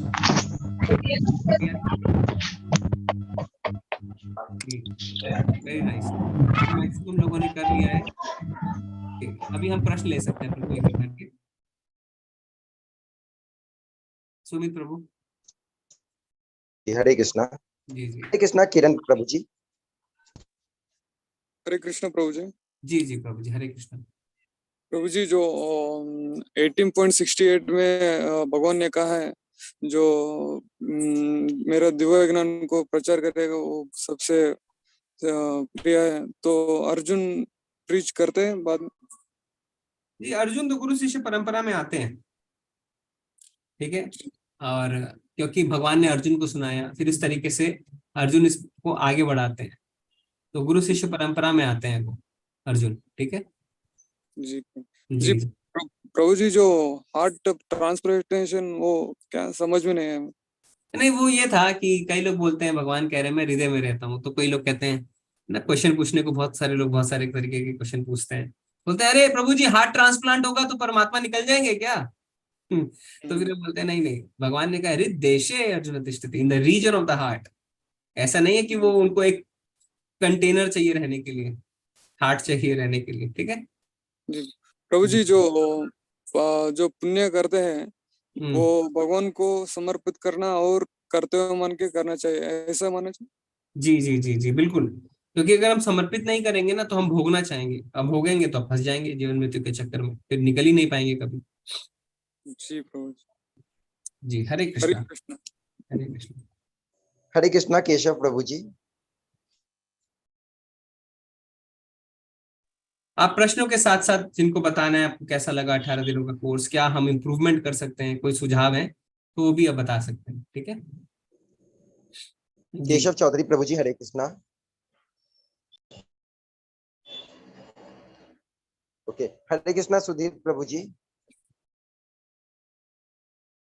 हरे कृष्णा गुरु जी, दंडवत प्रणाम। गुरु जी यही वाली बात पूछ रहे थे, हार्ट वाली, कि ऑपरेशन हुआ, ये तो है कि भगवान में रहेंगे इस शरीर में, तो वो क्या मतलब जगह बदल देते हैं क्या अपनी? Region of the heart, region हृदयेशे, यानी उस रीजन का जगह क्या में मतलब हुआ गुरु जी? उस जगह हृदयेशे, उस जगह रहते हैं जहां हमारा हार्ट है, वहां रहते हैं, हार्ट में रहते हैं, ऐसा नहीं। अच्छा, in the region of the heart हृदयेशे अर्जुन तिष्ठति, ठीक है। मतलब जहाँ हार्ट रहता वहीं पे रहते हैं, तो जब हार्ट निकाल लिया तो गुरु जी फिर मतलब कोई जगह बदल लेते हैं अपनी? वही ये रहते हैं in the region of the heart. बर्तन अगर किचन में रहते हैं तो बर्तन निकल भी जाए, किचन तो रहता ही है ना। अच्छा अच्छा, हाँ ठीक है जी। हाँ। हरे कृष्णा। हरे कृष्णा। हरे कृष्णा। परमात्मा को निकालने की सबको बहुत ज्यादा उत्सुकता है। जी प्रभु। हरे कृष्णा नित्या। हरे कृष्णा प्रभु जी। हरे कृष्णा माता जी। हमें बहुत बहुत आनंद हुआ, 18 डेज का कोर्स हमें बहुत ही अच्छा लगा, और इतना सीखा है हमने कि हम और उत्सुक है नेक्स्ट लेवल करने के लिए। अभी आप पहली बार कर रहे हैं माता जी? पहली बार। मेरे माता पिता ने आई थिंक सेकंड टाइम कर रहे हैं, वो भी है क्लास में। तो इंस्पायर होके इस बार मेरी बेटी भी कर रही है। 10 पूरी फैमिली है, 3 जनरेशन साथ में कर रहे हैं। हाँ वेरी नाइस। हाँ, मैं एक म्यूजिशियन हूँ, तो मुझे हमेशा सबसे ज्यादा कनेक्टेड फील करती हूँ जब मैं भजन गाती हूँ, और मुझे लगता है कि मैं सबसे ज्यादा कनेक्टेड फील करती हूँ। हिंदुस्तानी सीखती हूँ, संगीत सीखती हूँ, और मैं एक टीचर भी हूँ। मैं ये पूछना चाहती थी कि जैसे आपने कहा कि हमारा जो भक्ति कोशेंट है वो नेगेटिव नहीं होता है, वो हमेशा कैरी फॉरवर्ड होता है नेक्स्ट जन्म में भी। तो क्या मेरा म्यूजिक स्किल भी नेक्स्ट जन्म में कैरी फॉरवर्ड होने का चांस है? भौतिक चीजों के लिए अगर कर रहे हैं तो फिर तो जीरो है सब कुछ। भगवान की सेवा में अगर हम कर रहे हैं, है भगवान ना? की सेवा, जैसे मैं जो हाँ। भजन गाती हूँ, जो मुझे सबसे ज्यादा अच्छा लगता है जब मैं भजन गाती हूँ, स्पेशली कृष्णा के बहुत सारे भजन गाती हूँ, हाँ, तो तो वो उसमें क्या होता है माता जी कि इसमें दो चीजें होती हैं। एक तो जब हम भगवान की सेवा में लगते हैं ना, एक होता है हमें जो सेवा अच्छी लगती है वो करें, ठीक है? तो इसे, जैसे आपको कीर्तन करना अच्छा लग रहा है, किसी को खाना बनाना अच्छा लगता है, किसी को प्रीचिंग अच्छी लगती है, क्लास लेना, किसी को बुक डिस्ट्रीब्यूशन, तो ये एक सेवा है जिसे कहते हैं निष्काम कर्म।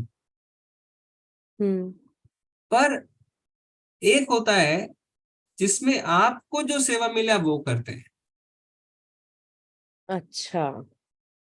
आप चॉइस नहीं कर रहे हैं, हम्म। तो that is better and superior than choosing your seva. तो अगर गुरु ने कहा आज आप किचन में खाना बनाइए, आपको खाना बनाने से बहुत ही ज्यादा, है ना, मतलब घबराहट होती है, नहीं मन करता है, पर गुरु ने कहा है तो हम बनाएंगे। किसी दिन गुरु ने कहा कि आज कोई नहीं है, क्या आप मंदिर में झाड़ू लगा सकते हैं? हाँ, लगाएंगे। फिर वो किसी दिन आपको कहेंगे आज क्लास लेने वाला कोई नहीं है, क्या आप क्लास ले सकते हैं? हाँ, लेंगे। तो ये जो है ये सुपीरियर है। तो अगर हम भगवान की भक्ति कर रहे हैं, अच्छी बात है, जो हम अपने स्किल्स हैं उसको यूज करें कनेक्टेड, पर धीरे धीरे धीरे धीरे भाव ये होना चाहिए कि जो सेवा मिलेगी वो करेंगे। तो फिर अगले जन्म में आपको टेंशन नहीं है कि आपकी म्यूजिक स्किल्स आपके साथ रहे नहीं रहे, भगवान जो सेवा देंगे हम करेंगे। सही है, सही है। जी। बहुत खूब, बहुत खूब। एक और बात थी, जी। मेरे परिवार में एक बहुत क्लोज परिवार के सदस्य है जिन्होंने, हमने बहुत आत्महत्या की बात की आज। तो उन्होंने कोई भी कारणवश उनको करना पड़ा, बहुत फैमिली प्रेशर था, तो वो काफी एज थे। तो उसके बाद उनका क्या है, मतलब आत्मा साथ क्या होता है, उनको कब शरीर तो होगा? क्या है माता जी कि आत्महत्या जो है ना वो भगवान की प्लानिंग में इंटरफियरेंस है। अच्छा, वो प्लान्ड नहीं होता है, वो हमारी विधि में नहीं है? वो प्लानिंग नहीं है, वो हम कर रहे हैं हमारी इंडिपेंडेंस का यूज करके। तो अभी आपके लिए अगला शरीर तैयार नहीं है, तो आत्मा भटकती रहती है, और जिस कष्टों से हम निकलने की कोशिश करते हैं उससे ज्यादा कष्ट में पहुंच जाते हैं। क्यों? शरीर है नहीं, भूख लग रही है, प्यास लग रही है, पानी नहीं पी सकते हैं, खाना नहीं खा सकते हैं, इधर उधर है, अगला शरीर नहीं मिला है, और ज्यादा दर्दनाक स्थिति में पहुंच जाते हैं। इसीलिए कहा जाता है कि जो भगवान ने हमें जीवन परिस्थिति दी है उसको स्वीकार करो और उसको क्या झेलो। झेलना आवश्यक है। भगवान कभी नहीं कहते हैं ऐसा कि एस्केप नो, भगवान कहते हैं सुख दुख में संभाव रखो। ऐसा नहीं कह रहे दुख आए तो आत्महत्या कर लो, नहीं तो भगवत गीता में लिख देते आत्महत्या कर लो ऐसा नहीं लिखा है। तो हमें आत्महत्या वगैरह करके अपने आप को और ज्यादा कष्टदायक पोजीशन में नहीं डालना चाहिए। जो परिस्थिति आई है उसको भोगे, वो हमें भोगना ही पड़ेंगे, हम कहीं नहीं उससे बच के जा सकते हैं, कहीं भी नहीं जा सकते हैं बच के, कर्मों के भोग तो भोगने पड़ेंगे। एकमात्र अगर कोई उपाय है तो जो आज हमने पढ़ा, सर्वधर्मान परित्यज्य मामेकम शरणं व्रज अहम त्वं सर्व पापेभ्यो मोक्षयिष्यामि मा शुचः। मेरी शरण में आओ, मैं ही तुम्हारे पापों का उद्धार कर सकता हूँ और कोई नहीं कर सकता। तो तो अगर हम कुछ कर सकते हैं तो भगवान की भक्ति करें। वो आत्मा को तब तक भटकनी पड़ेगी जब तक उनका एक्चुअल लाइफ स्पैन था यहाँ पे? जी बिल्कुल जी। पर ठीक है, उसमें हमें ऐसा कुछ नहीं करना है। हमें क्या कर सकते हैं, हम भगवान के नाम का जप करिए, कीर्तन करिए, और हमें ऐसा लगता है तो हम उनको याद करके ना भगवान के नाम का उनके उनके लिए भगवान के नाम का संकीर्तन करवा सकते हैं, वैष्णवों को दान दे सकते हैं इत्यादि। ठीक है, उससे क्या होता है, उससे शांति मिलती है, क्योंकि भगवान के नाम का भजन कीर्तन से ज्यादा शांति नहीं मिलती। एक बार इस्कॉन ने एक प्रॉपर्टी ली थी, तो वो हॉन्टेड प्रॉपर्टी थी। तो फर्स्ट फ्लोर में मंदिर चलता था, नेक्स्ट फ्लोर में आत्माएं घूमती थी। तो बाद में ये हुआ भी कि कुछ बता रहे थे, मेरे को पूरा नहीं पता है, कि वो कहते हैं कि जब भगवान के नाम का कीर्तन सुनते तो हमें शांति मिलती है। हाँ, तो ये भगवान के नाम का कीर्तन से ऊपर कुछ भी उपाय नहीं है। हरि नाम संकीर्तन करिए। ठीक है, धन्यवाद प्रभु जी। हरे कृष्ण। हरे कृष्ण। हरे कृष्णा आशुतोष प्रभु जी। हरे कृष्णा प्रभु जी। प्रभु जी, ये 18 दिन के कार्यक्रम में जो मैंने सीखा उसका मैंने नोट्स बनाया, और जी उस पर मैंने कुछ लेख लिखना शुरू किया है। मैंने अपना पहला लेख चैट बॉक्स में दिया है। आपसे एक आग्रह है कि आप उसको पढ़ करके थोड़ा बताएं, और मैं इस मार्ग में आगे बढ़ना चाहता हूँ। ओके, ठीक है, मैं खोज रहा हूँ प्रभु जी, 1 मिनट। स्टार्टिंग में ही मैंने दिया था जीवन का लक्ष्य के नाम स्टार्टिंग में दिया है। जी।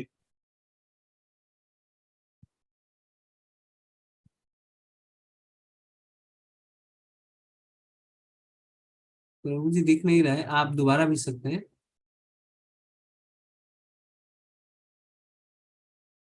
कहीं से आपने कॉपी किया है तो आप दोबारा भेज सकते हैं, मतलब या यहीं हाँ, पे मैं यही चैट बॉक्स से ही कॉपी करके। हाँ, मुझे दिख नहीं रहा है। ठीक है प्रभु जी, आप भेजिए। इतना में एक प्रश्न लेते हैं, फिर उसके बाद हम पढ़ेंगे। जी। धन्यवाद प्रभु जी। हरे कृष्णा सुरेखा माता जी। हरे कृष्ण प्रभु जी। हरे कृष्ण। मैं लेवल 2 के बारे में पूछना चाह रही थी प्रभु जी। इसी लिंक में लेवल 2 का जूम मीटिंग के लिए आएगा, और समय अगर हम चेंज करना चाहे, मॉर्निंग का करना चाहे। हाँ, तो क्या है माता जी, आप जिस व्हाट्सएप ग्रुप में है ना, जिसका नाम है May 1 ऐसे करके एक नाम है ना व्हाट्सएप ग्रुप का। हाँ जी, हाँ जी, आपको May 1, पता है हाँ ना, हाँ। May 1, हाँ जी, उसमें देखिए, अभी देखिए प्रभु जी एक लिंक डाल रहे हैं लेवल 2 रजिस्ट्रेशन की। हाँ जी, अभी डाल रहे मैंने हैं। रजिस्ट्रेशन किया है, मगर समय नहीं चेंज हुआ उसमें। नहीं, मुझे मॉर्निंग का करना है समय। उसमें 2 समय का ऑप्शन आपको मिलेगा, सैटरडे संडे 7 AM और उसके नीचे संडे 7 PM। जब आप उसमें जाएंगे लिंक में तो आपको 2 समय मिलेगा। ठीक है, मैंने कल किया था गुरुजी, मगर मिला नहीं मुझे वो समय। अभी मैं फिर मिलेगा, आज करके देखती हूँ। मिलेगा, सबको मिल हाँ रहा है, आपको नहीं मिल रहा है ऐसा नहीं हो सकता है ना, सबको मिला है। तो आप ध्यान से देखिए उसको, और उसमें जो समय आपको चाहिए उसमें लीजिए। ठीक है, अभी देखिए डाल दिया लेवल 2 करके। ओके, हरे कृष्ण। हरे कृष्ण। प्रभु जी। हरे कृष्ण प्रभु जी। हरे कृष्ण प्रभु। प्रभु जी, ये इस क्लास को लेकर मैं अपनी एक्सपीरियंस बता रहा हूँ। जैसे कि क्लास से जुड़ने से पहले सोशल मीडिया से मैं बहुत एडिक्टेड था। उसी फेसबुक से ही मतलब लिंक मिला था क्लास करने का। 34 बैच मैंने ज्वाइन किया था जी। तो इसको ज्वाइन करने के बाद में लाइफ बहुत चेंजेस मतलब महसूस कर रहा हूँ। और जैसे कि मैंने 10 साल पहले इस्कॉन से कुछ बुक्स भी लिए थे और कंप्यूटर में प्रभुपाद जी की भगवत गीता डाउनलोड की थी, लेकिन कभी भी खोल के पढ़ने की नहीं सोची। जी। आप क्लास करने के बाद में मतलब बहुत ही मतलब बदलाव महसूस हो रहा है। और जैसे कि ऐसा लग रहा है कि हम लाइफ में पहले कृष्ण भक्ति क्यों नहीं आई, मतलब अगर आती तो और ही कुछ रहता लाइफ। अभी जैसे मतलब जो अपन जितने मतलब ये एक अलग ही मतलब स्ट्रेसफुल लाइफ था, अभी मतलब अच्छा लग रहा है ओवरऑल। और एक बात है कि आप आपकी मतलब चाहे मेरे को सारी समझ में आ रही है नहीं हो रही है, लेकिन आपकी जो क्लासेस सुनने में बहुत ही अच्छा लगता है। मतलब इतनी ब्यूटीफुल एक्सपीरियंस मैं आपको एक्सप्लेन नहीं कर सकता। और एक बात प्रभु जी कि आप सबके बारे में बताते हैं, लेकिन आपकी मतलब ये भक्ति और जय वाली जर्नी कब शुरू हुई, और आप अपने बारे में जानने की एक क्यूरियोसिटी भी है मन। जी जी जी जी जी जी। पहले तो धन्यवाद प्रभु जी, आपने अपना एक्सपीरियंस शेयर किया, और ये बहुत अच्छी बात है, क्योंकि वास्तव में अगर भगवान कह रहे हैं, जी, भगवान क्या कहते हैं, जो शांति सूत्र है उसमें यही कहते हैं कि जो इस बात को जान जाएगा उसके लिए क्या कहते हैं, सूर्यदम सर्वभूतानां ज्ञात्वा माम शांति मृच्छति, उसे शांति की प्राप्ति होगी। तो भगवान कोई हमें पुसला नहीं रहे हैं, हमें मीठी मीठी बातें बोल के बहका नहीं रहे हैं। भगवान जो कह रहे हैं वो 100% सही, एक एक बात सही कह रहे हैं। भक्ति के लिए क्या कहते हैं, राज विद्या राजगुह्यम पवित्रमिदम उत्तमम प्रत्यक्ष अवगमम धर्म्यम सुसुखम कर्तुम अव्ययम। प्रत्यक्ष अवगमम धर्म्यम, हम प्रत्यक्ष रूप से अनुभूति कर सकते हैं भक्ति की। हमें अच्छा लग रहा है, हमारा गुस्सा कम हो गया है, हमारा सोशल मीडिया का एडिक्शन खत्म हो गया है ना। और सुसुखम कर्तुम अव्ययम, बड़े ही सुख पूर्वक संपन्न किया जाता है। तो ये हम खुद देख सकते हैं जी। ठीक है, और जो हाँ, तो मैं भी आज से 2 साल पहले प्राय जुड़ा था लेवल 1 में, जैसे आप सब जुड़े हैं वैसे ही। और उस समय नामनिष्ठा प्रभु की क्लास 6 AM पे चलती थी, तो उसको भी मैंने किया। फिर धीरे धीरे सेवाएं है ना, उस समय क्या था, काफी रजिस्ट्रेशन, उस समय कोरोना का समय था, तो 1-1 लाख लोग एक बैच में रजिस्टर होते थे, तो काफी सेवा एक्सपैंड हो रहा था उस समय। तो एडमिन की सेवा है ना, जैसे व्हाट्सएप ग्रुप में, क्लासेस में, जैसे अभी सुमित प्रभु जी सेवा दे रहे हैं, वैसे सेवा वगैरह देना करना, तो धीरे धीरे शुरू करी चीजें। तो पहले तो 6 बजे उठने में दिक्कत आती थी, फिर लगने लगा अरे कीर्तन होता है, चलो 5:45 उठ जाते हैं, 5:30 उठ जाते हैं। इस तरीके से धीरे धीरे धीरे धीरे फिर जब आप जुड़ते हैं तो सारी चीजों को अपने जीवन में उतारते हैं। फिर मंगल आरती अटेंड करनी शुरू करी, फिर लेवल 2 आया तो भक्ति वृक्षा शुरू हुई। मंगल आरती कभी हो पाती कभी नहीं हो पाती, तो उनसे पूछते क्या करें, तो वो बताते हाँ हाँ करिए, हम भी उठ रहे हैं, आप भी उठिए। तो इस तरीके से धीरे धीरे शुरू हुई प्रभु जी। फिर नामनिष्ठ प्रभु ने एक दिन कहा कि आप क्लासेस लीजिए, तो मैंने मना कर दिया शुरू में, फिर 1-2 बार फिर उन्होंने कहा, तो फिर कोशिश करी लेने की। तो इस तरीके से प्रभु जी ये जर्नी चलती रही, और आप सबका आशीर्वाद है कि अभी कोशिश कर रहे हैं कि थोड़ा बहुत जो है वो कर सके। ठीक है प्रभु जी, ओके। तो इसमें मैं चैट से थोड़ा सा पढ़ लेता हूँ प्रभु। ओके, मंजुला माता जी लिख रहे हैं, एक छोटा सा अनुभव शेयर करना चाहती हूँ। 16 माला और मंगल आरती कर रही हूँ, मुझे एक नोटिस टाइप करना था। तो माता जी जो है वो हाई कोर्ट में लॉयर है, तो लिख रहे हैं मुझे नोटिस टाइप करना था, टाइपिस्ट कोर्ट में नहीं आई, कोर्ट से आकर मैं सो गई। नोटिस टाइप करना जरूरी था।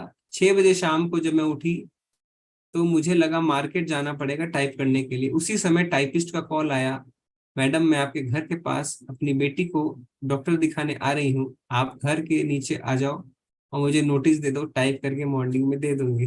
जी जी जी जी जी, धन्यवाद माता जी। तो हमारे सारे काम माता जी के धीरे धीरे निकल रहे हैं। ओके, आशुतोष प्रभु ने कुछ लिखा है, वो मैं पढ़ के सुना देता हूँ आप सबको, थोड़ा बड़ा है, ठीक है। तो प्रभु ने क्या लिखा है, जीवन का लक्ष्य। पिछले 18 दिनों में श्रीमद् भगवत गीता का एक बार पुनः इस्कॉन के माध्यम से अध्ययन किया। गीता का उपदेश भगवान श्री कृष्ण ने अर्जुन को उस समय दिया था जब वह महाभारत के युद्ध से विरत हो गया था, यानी अपने लक्ष्य से भटक गया था। इस बार गीता के पठन से जीवन के लक्ष्य के विषय में चिंतन करने का अवसर मिला। हम में से अधिकांश लोगों को यही नहीं पता कि इस मानव जीवन का वास्तविक लक्ष्य क्या है। सबको पता है कि 84 लाख योनियां हैं। क्या कारण है कि हमारा जन्म मानव योनि में ही हुआ, किसी और योनि में नहीं। मानव और योनि में क्या अंतर है। आहार निद्रा भय मैथुनम च सामान्यम एतत् पशुभिर नराणम धर्मो ही तेषाम दिको विशेषः धर्मेण हीना पशुभिः समानः। आहार निद्रा भय और मैथुन ये तो मानव और पशु के समान है। मानव में विशेष केवल धर्म है, अर्थात बिना धर्म के लोग पशुतुल्य हैं। इसका सीधा मतलब है कि हमारा जन्म किसी खास उद्देश्य के लिए हुआ है। हम अपने लक्ष्य को कैसे निर्धारित करें, इसके लिए ज्ञान की जरूरत है। भगवान के 2 शक्ति हैं, एक पराशक्ति जो आध्यात्मिक जगत को दर्शाता है और अक्षर है, इसका अर्थ हुआ कि उसका नाश नहीं होता। दूसरी अपराशक्ति जो भौतिक जगत को दर्शाती है और इसका झरण होता है। भौतिक जगत परिवर्तनशील है, जन्म वृद्धि अस्तित्व प्रजनन श्रेय और विनाश भौतिक जगत के गुण हैं। जब तक हमारा संबंध भौतिक जगत के साथ रहता है तब तक हम जन्म मृत्यु के चक्र में उलझे रहते हैं। मृत्यु के बाद कर्मों के फल के अनुसार दूसरी योनि को प्राप्त होती है। जब हमारा संबंध आध्यात्मिक शक्ति के साथ होता है तो हमारे मुक्त होने का रास्ता खुलता है। अतः इस जीवन का परम लक्ष्य ऐसा होना चाहिए कि हम जन्म चक्र से बाहर निकल सकें। इसके लिए हमें कुछ कर्म करने होंगे जो शास्त्र के अनुकूल हों। इसके लिए मनीषियों ने बहुत से मार्ग बताए हैं जो धर्म और शास्त्र को समझे बिना संभव नहीं है। जी जी, बहुत ही सुंदर लिखा प्रभु जी। और सबसे जो पहला चीज है जन्म मृत्यु के चक्र से निकलने का, वो है भगवान के नाम का संकीर्तन। हरे कृष्णा कृष्णा कृष्णा हरे हरे, हरे राम राम राम हरे हरे। धन्यवाद प्रभु जी। संजय प्रभु जी, लेवल 2 जो मुझे मंदिर से सेवा मिली है वो मिली है संडे 7 PM की। तो 2 लेवल 2 है, एक संडे 7 PM और एक है सैटरडे संडे 7 AM जो चेतन प्रभु लेंगे, चैतन्य कथा प्रभु, जिनसे आप कल मिले थे। ठीक है, मेरा लेवल 2 रजिस्ट्रेशन हो गया है। टाइम संडे 4 PM मिला है, मैं टाइम सैटरडे 7 करना चाहता हूँ। नहीं तो उसमें आप लैंग्वेज हिंदी करेंगे ना अगर, सुनील प्रभु? अच्छा, मैं आपको दिखा देता हूँ आप सबको, रुकिए स्क्रीन पे, तब आपके लिए बहुत आसान रहेगा। जी प्रभु जी, आप देख पाएंगे ना तो मुझे बताइए, स्क्रीन पे आप कंफर्म करिए। जी प्रभु जी। हाँ, तो इसको सबसे पहले तो मैं यहाँ से ले लेता हूँ लिंक। दिख रहा है ना सब कुछ? जी प्रभु जी। हाँ, तो ये लिंक जो दी है वो खोल लिया मैंने। यहाँ पे आ गया लेवल 2 एप्लीकेशन फॉर्म मई 2023। तो यहाँ पे आप अपना नाम डालिए, फोन नंबर, ईमेल डालिए, क्लास प्रेफरेंस। तो पहले सपोज भक्ति शास्त्री, प्लीज भक्ति शास्त्री पे क्लिक करिए, नीचे खुल गया adult youth kids, adult youth में डालिए। फिर लैंग्वेज अगर आप हिंदी चाहते हैं तो हिंदी में। अब देखिए यहाँ पे 2 ऑप्शन आ गया, Sunday 7 PM, Saturday Sunday 7 AM। तो Saturday Sunday 7 AM for example select करते हैं, तो फिर यहाँ पे आप नीचे क्लिक कर सकते हैं, या संडे 7 PM क्लिक कर सकते हैं। तो उसमें क्या होगा, आप व्हाट्सएप ग्रुप में ऐड हो जाएंगे। ठीक है, तो आप सबको दिख गया है, बड़ा आसान है। और प्रभु जी ले सकते हैं क्वेश्चंस। हरे कृष्णा नेहा माता जी। हरे कृष्णा प्रभु जी। हरे कृष्ण माता जी। मैंने तो रजिस्टर कर लिया है प्रभु जी, 3 लिंक थे, तीनों में कर लिया है। और ये 18 दिन का सफर मेरा बहुत ही अद्भुत रहा है। इतना मानसिक शांति का अनुभव हुआ है जिसका मैं बता नहीं सकती। और मुझे इसके आगे जाना है, ये बाकी सारे लेवल को करना है और अपने आप में बहुत सुधार लाना है प्रभु जी। अभी भी बहुत टेंशन डिप्रेशन आ जाता है भौतिक जीवन को लेकर, और जो कार्य मैं कर रही हूँ स्वास्थ्य विभाग में, कुछ ना कुछ कार्य में परेशानी आती है जिसके कारण स्ट्रेस होता है। कभी लगता है कि मेरे भाग्य का दोष है या मेरे कर्म का फल है, तो कभी कुछ दिमाग में आता है, स्ट्रेस होता है। फिर भजन नाम कीर्तन करके फिर उससे अपने आप अपना ध्यान अलग कर लेती हूँ। और मुझे लगता है कि आगे का लेवल करने से मुझे बहुत मतलब मेरे मन को बहुत शांति मिलेगी और थोड़ा ज्ञान भी मिलेगा। जी माता जी, तो पहली बार आप कर रहे हैं इस कोर्स को? जी जी, पहली बार कर रही हूँ। ये बहुत ही अच्छी बात है, तो आप लगे रहिए। देखिए भगवान का नाम सबको शांति प्रदान करने वाला है। जी प्रभु जी। धन्यवाद माता जी। धन्यवाद प्रभु जी। हरे कृष्णा हरे कृष्णा। हरे कृष्णा कपिंदर प्रभु जी। हरे कृष्णा प्रभु, दंडोत प्रणाम। दंडोत प्रणाम प्रभु जी। हरे कृष्णा प्रभु जी। आपका जो एनालॉजिकल तरीका होता है, या ये कहें कि वे ऑफ प्रेजेंटेशन है, वो ऐसा है जैसे कि खुद श्री हरि आपकी जिह्वा के ऊपर डांस कर रहे हो। प्लीज आप इसको ऐसे ही करते रहें।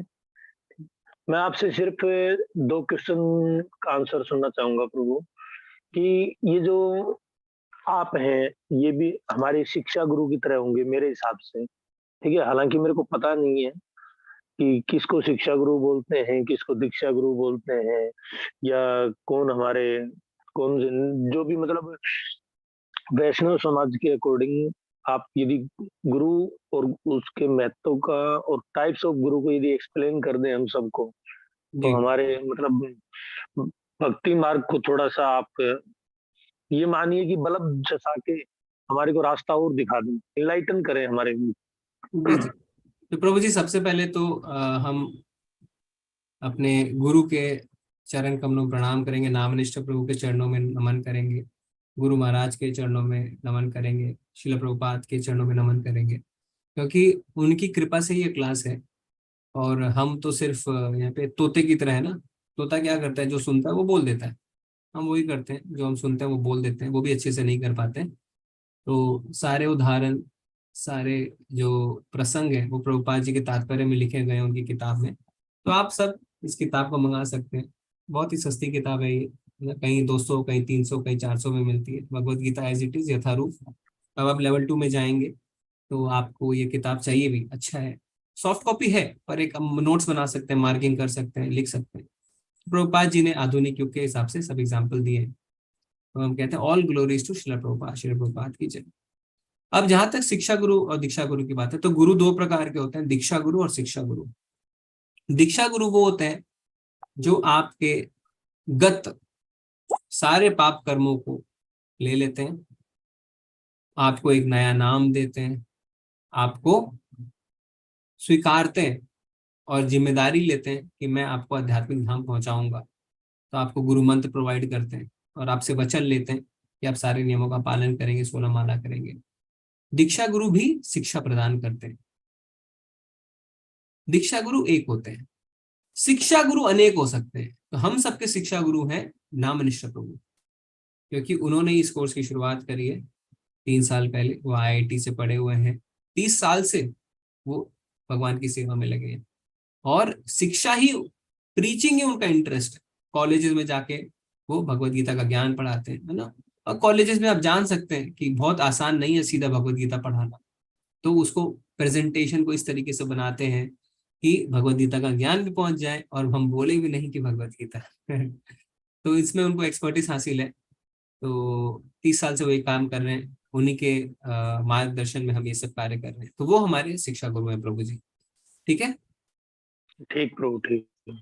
और दीक्षा गुरु प्रभु? हाँ, दीक्षा गुरु जो है अलग अलग है इस्कॉन में। तो इस्कॉन बेंगलुरु में जो दीक्षा गुरु है वो है जयपताका स्वामी गुरु महाराज।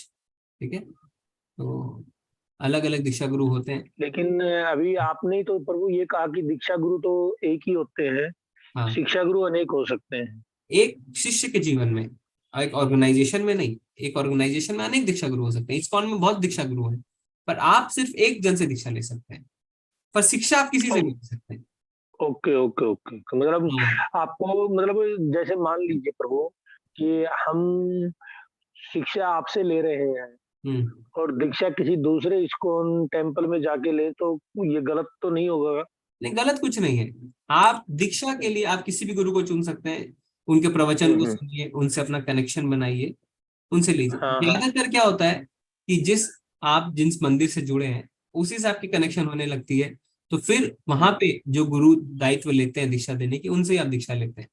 क्योंकि दीक्षा लेने के लिए आपको फॉर्म भरने होते हैं, उसमें बताना होता है आप कहाँ पे क्या सेवा कर रहे हैं। तो जिस मंदिर से आप जुड़े हैं उसी में सेवा करेंगे। अचानक से आप कहीं भी पहुंच जाएंगे तो आपको बोलेंगे पहले आप सेवा करिए, फिर आपको दीक्षा मिलेगी। ठीक ठीक ठीक प्रभु। हरे कृष्णा, हरि बोल। हरे कृष्ण, धन्यवाद प्रभु जी। मैं थोड़े से चैट से ले लूं जी? ओके, प्रभु जी ने अभी लिंक डाल दिया किताबों के लिए। सुधीर प्रभु जी ने कहा है मेरी जिंदगी बदल दी है इस्कॉन ने। जी प्रभु जी धन्यवाद। प्रभु जी अभी बहुत एक्टिव हैं और आते भी रहते हैं मंदिर, मैंगलोर आते हैं। अभी मंदिर की सॉफ्ट ओपनिंग थी, उसमें भी आए थे। स्वपन प्रभु जी कह रहे हैं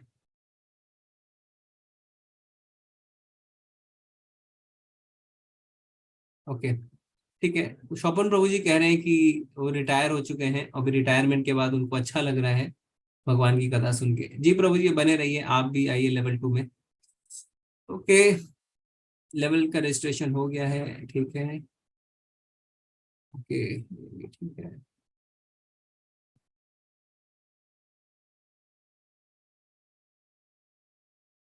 हाँ, अक्षय प्रभु पूछ रहे हैं कि अगर किसी का मर्डर हो जाए, एक्सीडेंट हो जाए, तो उसमें क्या होता है। तो वो प्रारब्ध है, वो ऐसा ही होना था। ठीक है, तो वो हस्तक्षेप नहीं है, वो इंटरफेरेंस नहीं है।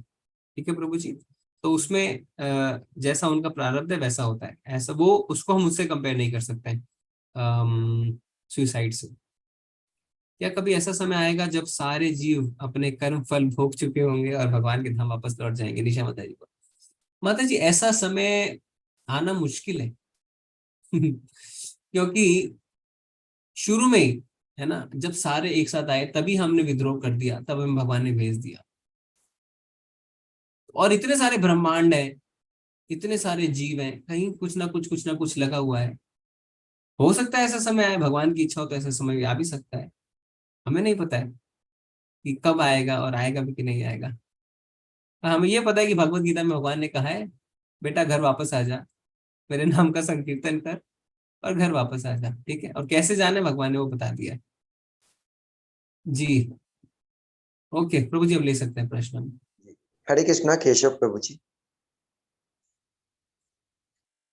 अभिजीत प्रभु जी कह रहे हैं भक्ति में जो आनंद आ रहा है उससे दूर नहीं होना चाहता हूँ। जी प्रभु जी, कोई दूर नहीं होना चाहता है, तो इसके लिए आप भगवान के नाम का लगातार कीर्तन करते रहिए और जुड़े रहिए।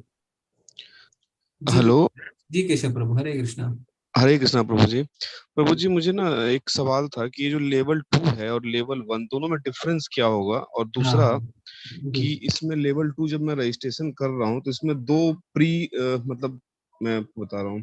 प्री भक्ति शास्त्री और सदाचार। हाँ, तो ये हाँ। दोनों में डिफरेंस क्या होगा प्रभु जी, थोड़ा सा मुझे, क्योंकि मैंने लेवल 1 में अभी आपने देखा, हमने 18 दिन में 18 चैप्टर 1-1 घंटे करके किए, इंपॉर्टेंट श्लोकास ली, आइडियाज पता चले। लेवल 2 में डिटेल्ड 700 के 700 श्लोक कवर करने की कोशिश होगी। अच्छा, प्रभुपाद जी के परपोर्ट्स पढ़े जाएंगे, एग्जाम्पल्स दिए जाएंगे, डिटेल स्टडी होगी, एक हफ्ते में एक अध्याय।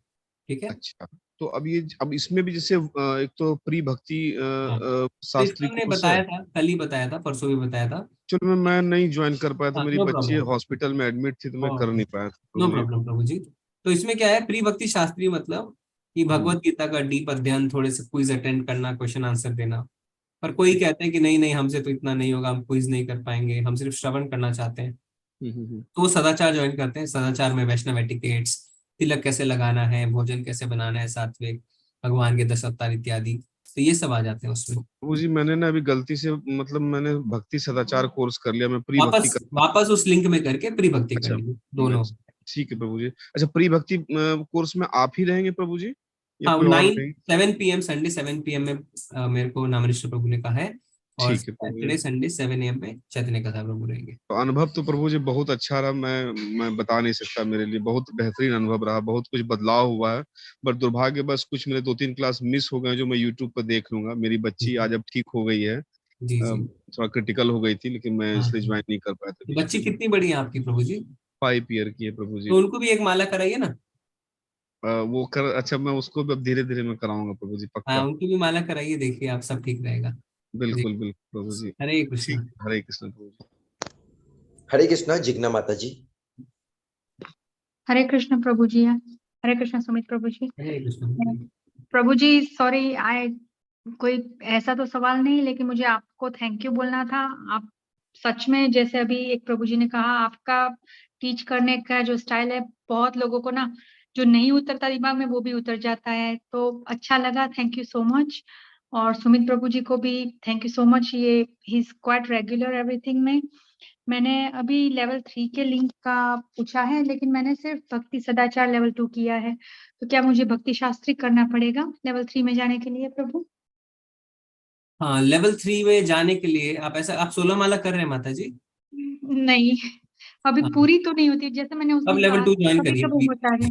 प्री भक्ति शास्त्री लेवल 2 ज्वाइन कर लीजिए। जी जी जी जी जी, थैंक यू ज्यादा प्रभु जी, समय नहीं थैंक यू। लगेगा। आप उसमें 16 माला पे जोड़ डालिए, फिर सीधे भक्ति शास्त्री 3-4 करने की आवश्यकता ही नहीं है। जी जी प्रभु जी, थैंक यू सो मच। हरे कृष्ण हरे कृष्ण। हरे कृष्ण। सुमित प्रभु जी बहुत बहुत धन्यवाद। धन्यवाद प्रभु जी। ओके, अभी बंद नहीं कर रहे हम क्लास, अभी माता जी ने कहा ना, तो ये तो सही है। प्रभु जी आपकी सेवा बहुत अच्छी रहती है। और अच्छा, एक इसमें आया है टेक्स्ट में, प्रभु जी लिख रहे हैं कि प्रभु जी शायद आर्मी में थे, या हो सकता है एयरफोर्स में भी हों। वो लिख रहे हैं कि मैं अपने देश की सेवा में अपने यौवन को बिता दिया मैंने, और अभी मैं रिटायर्ड हूँ, और ऊंचे ऊंचे जगह पे उनकी पोस्टिंग हुई है। वहां पे वो शिव जी की पूजा करते थे, उन्होंने मुझे बचाया और मेरे बच्चों को भी, और अब वो भगवान की भक्ति में लगना चाहते हैं। जी प्रभु जी, बहुत अच्छी बात है। और सब पढ़े लिखे है ना लोग जब जुड़ते हैं, क्योंकि भगवान ने कहा है कि कलयुग में बुद्धिमान लोग जुड़ेंगे भगवान के नाम से, संकीर्तन से, और जब ऐसा होता है तो प्रचार में और शक्ति मिलती है। तो आप भी अपने रिटायर्ड आर्मी ऑफिसर्स या एयरफोर्स ऑफिसर्स, उनके परिवार को जोड़ने की कोशिश करिए, है ना, उनको भी लाइए भगवान की भक्ति में। और जैसा भगवान ने कहा है कि किसी पे वास्तव में अगर हम थोड़ी दया कर सकते हैं तो भगवान की भक्ति से जोड़ के कर सकते हैं। ठीक है शोपन प्रभु, धन्यवाद। हाँ, एयरफोर्स ऑफिसर। जी प्रभु, धन्यवाद प्रभु जी। जी प्रभु जी। हरे कृष्णा माता जी।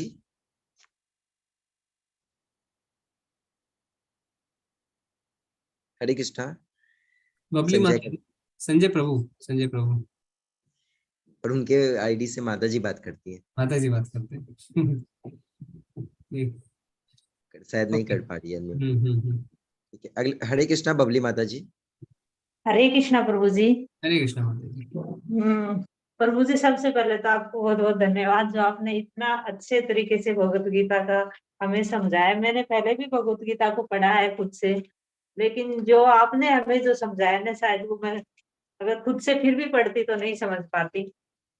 तो मैं अपना एक्सपीरियंस बताऊं प्रभु जी, मैं छोटी छोटी बातों को लेकर बहुत टेंस रहती थी। ठीक है, किसी भौतिकवादिकता में ज्यादा था दिमाग की, कुछ हो ना जाए बच्चों की तरफ से, गृहस्थी की तरफ से। लेकिन जैसे जैसे मैंने गीता का अध्ययन करना शुरू किया, जैसे जैसे आपने समझाना शुरू किया, और जैसे जैसे मैंने अभी 18 दिन में 2 मालाएं और बढ़ाई है। मैंने 8 माला करती थी, अब मैं 10 माला करती हूँ प्रभु जी। जी, तो काफी दिमाग शांत हुआ है मेरा।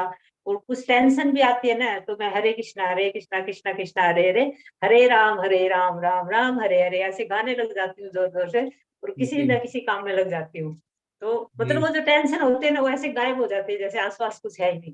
हरी तो बोल, हरी बोल। हरि बोल प्रभु जी, बहुत कहाँ बहुत रहते हैं धन्यवाद माता आपका। जी, कहाँ रहते हैं मैं आप? जयपुर हूँ प्रभु जी, वैसे जयपुर। हरियाणा से बिलोंग करती हूँ। और जो अपने जगतपुरा में है श्री श्री कृष्ण बलराम मंदिर, जी, अपने इस्कॉन का ही, इसी से प्रभुपाद का ही, उनसे जुड़े हुए हम। जी, जी, तो जी। जी प्रभु जी। अभी जयपुर में आप बता रहे हैं? हाँ जी, जयपुर में ही है। हाँ, हरी बोल, हरी बोल। बहुत बढ़िया माता जी, लगे रहिए। और बिल्कुल ऐसा ही हमारा संबंध होना चाहिए। नामनिष्ठ प्रभु बताते हैं, बहुत बड़ा मंदिर बनवा रहे हैं ना, मैनेज करते हैं। हाँ कभी जी। कभी कभी उनको ऐसा लगता है तो कहते हैं मुझे थोड़ा समय दो, मुझे जब करने दो। और अभी जैसे हम मंदिर में रहते हैं, तो किसी से कोई फैसला लेना होता है ना, तो क्या पूछते हैं, 16 माला हो गई आज की, तुम बताओ। तो जिससे 16 माला हो जाती है उससे पूछते हैं क्या करना है, और जो वो बोलता है वो करते हैं। तो ऐसा संबंध है कि जो 16 माला के साथ, तो आप सोचिए कि 30 साल से भक्ति कर रहे हैं, और इतना दृढ़ विश्वास है कि हाँ, जो मालाएं कर रहे हैं वो जो बोलेंगे मैं वो करूंगा। वो करूँ। तो ऐसा हमारा संबंध होना चाहिए नाम के साथ। जी, जी प्रभु जी, बिल्कुल ऐसा ही संबंध हो गया है हरि के साथ। जी, जी, जी, जी। जी प्रभु जी। हरे कृष्णा, हरे कृष्णा। हरे कृष्णा। हरि बोल। हरि बोल। ओके, हरि बोल। हरे कृष्णा। स्वपन अनुराग प्रभु जी, हरे कृष्णा। जी, हरे कृष्णा प्रभु जी। हरे कृष्णा प्रभु जी।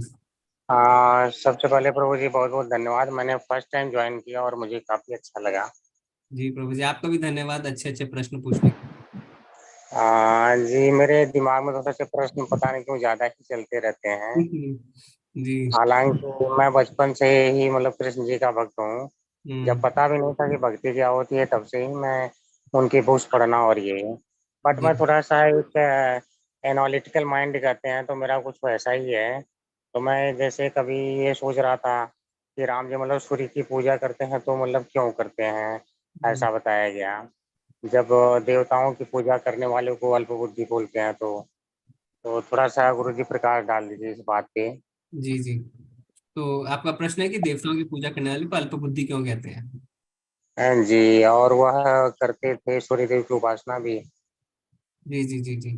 तो सबसे पहले कि जो देवताओं की उपासना की बात है ना, तो उसमें सेम ही प्रश्न था पहले भी कि राम जी शिव जी की उपासना क्यों करते हैं। तो क्या होता है, और ये मैंने ना इनसे भी डिस्कस, मंदिर में हमारे एक बहुत सीनियर भक्त हैं, उनसे भी डिस्कस किया था पहले। तो वो ये बताते हैं कि वैष्णव जो होते हैं, जी प्रभु जी। उनकी कला, उनकी मुद्रा, उनका व्यवहार हम समझ नहीं सकते हैं। तो भगवान क्या करते हैं, अपने भक्तों की पूजा करते हैं। जी प्रभु जी। भगवान भगवान भक्ति क्यों नहीं देते हैं? भगवान भक्ति इसलिए नहीं देते हैं क्योंकि वो भक्त के कृत्य दास बन जाते हैं। जैसे जी अर्जुन, प्रभु जी। अर्जुन के सारथी बन गए। और जी सारथी प्रभु मतलब जैसे हमें पता है ना, सारथी का हमने बताया था, लेफ्ट जाना है राइट जाना है, तो कंधे पे पैर मार मार के बताया जाता है। तो इसीलिए भगवान जल्दी से भक्ति नहीं देते हैं, पर जिसको भक्ति दे देते हैं उसके दास बन जाते हैं, उसकी सेवा करने लगते हैं। तो जी प्रभु। शिव जी के लिए क्या बोला जाता है, वैष्णव नाम यथा शंभु, सबसे बड़े वैष्णव है शिव जी। ये ठीक है प्रभु जी। श्रीमद् भागवतम में व्यास देव जी लिख रहे हैं कि वैष्णव नाम यथा शंभु।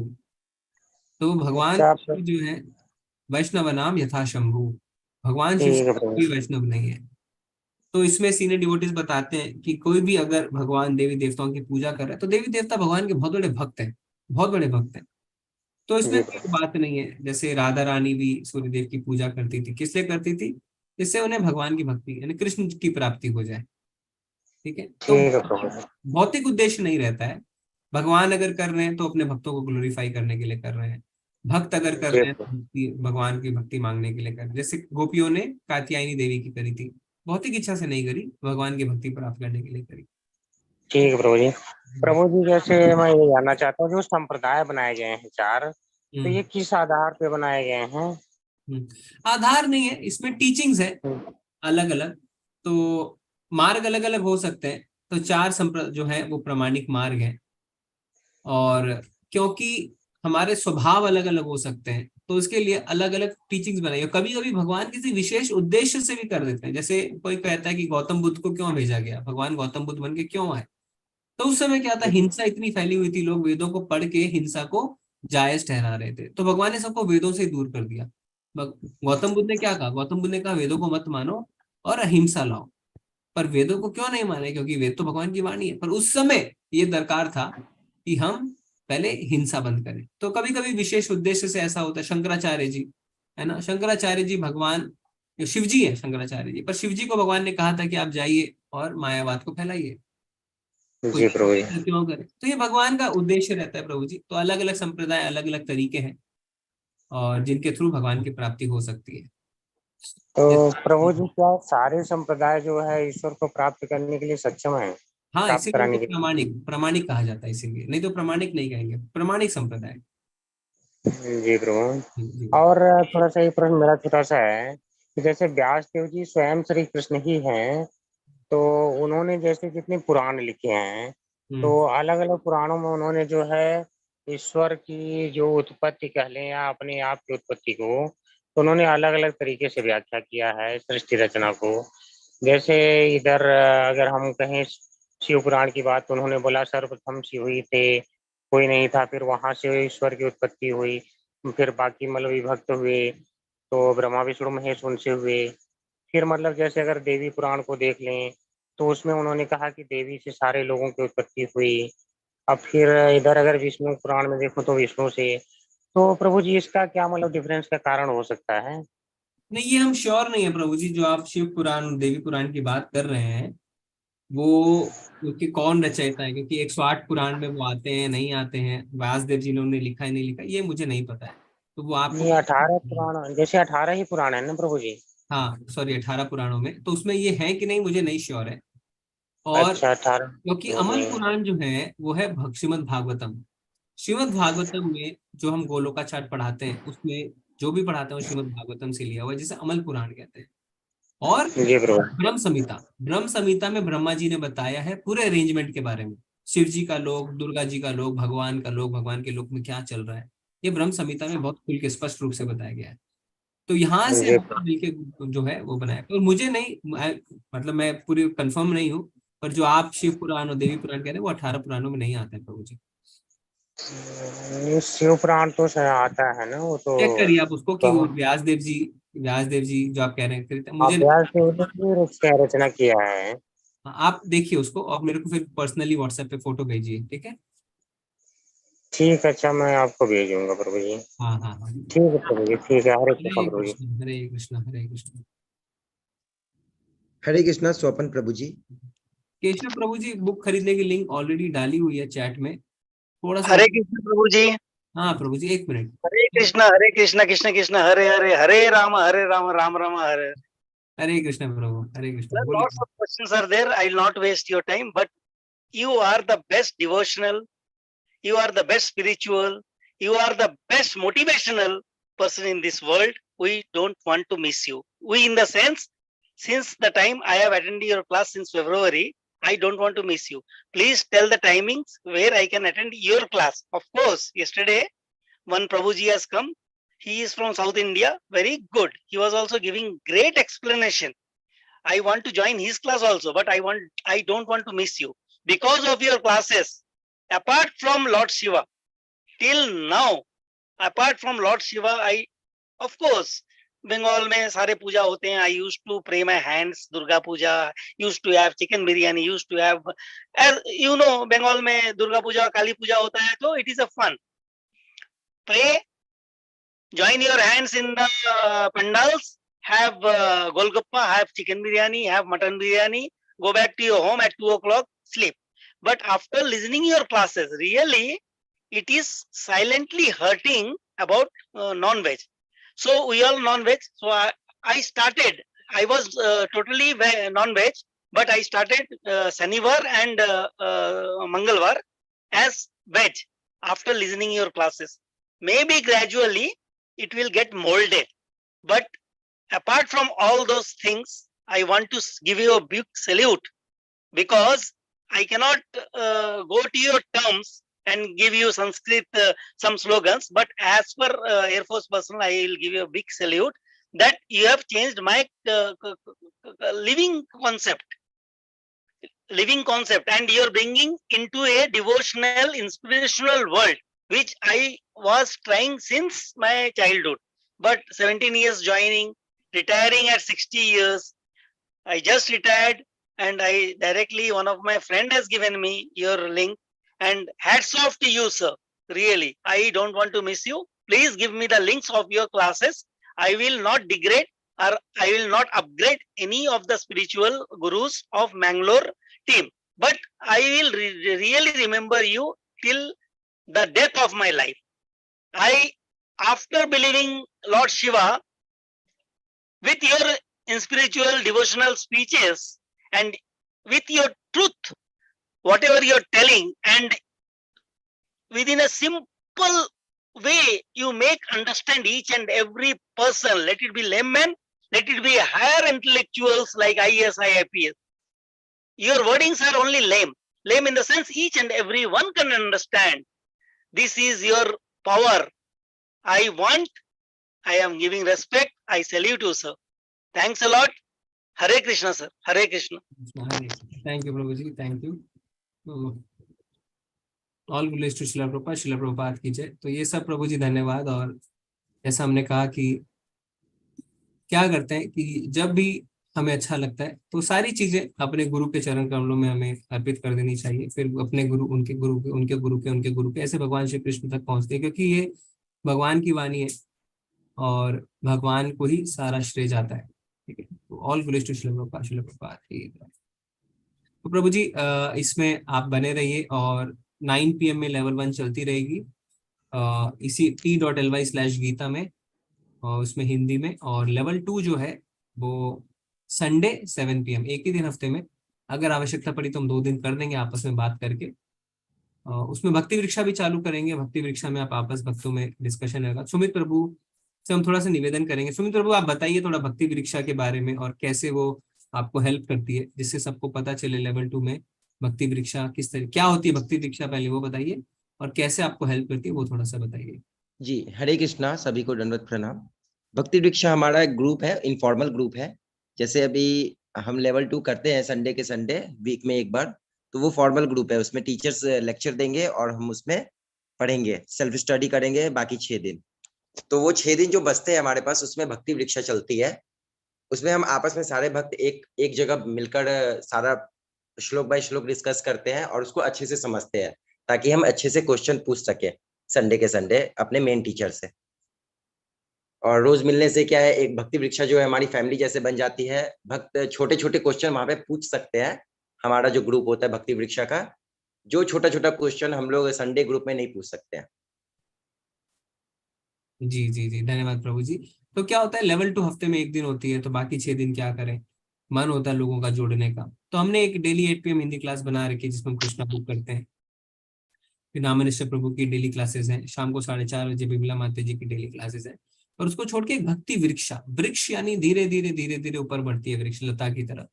तो आपस में भक्त मिलते हैं, जैसे आप सब है ना, 30-40 लोग हैं, रोज आते हैं, 100 लोग रोज आते हैं। आपस में एक भक्ति वृक्षा एक इनफॉर्मल व्हाट्सएप ग्रुप बना लिया, रोज मिल रहे हैं आपस में सेवा। कोई व्हाट्सएप लिंक भेज रहा है, कोई जूम लिंक भेज रहा है, उसमें ज्वाइन हो रहे हैं, कोई अटेंडेंस रख रहा है, कोई लीड कर रहा है, कोई बोला हाँ आप बोलिए, ऐसे करके आपस में कोई इन्वॉल्वमेंट नहीं है, टेम्पल का कोई इन्वॉल्वमेंट नहीं है, टीचर का। और फिर आप क्या करते हैं, भगवत गीता पढ़ते हैं, एक श्लोक पढ़ते हैं। श्लोक का पढ़ना नहीं आता है ठीक से, आपस में प्रैक्टिस करते हैं। हो सकता है उसमें से 30 जनों में से किसी को श्लोक आता है, वो आपको सिखा सकता है, किसी को अनुवाद है, परपट पढ़ सकते हैं, किसी को कुछ पता है, किसी को कुछ पता है।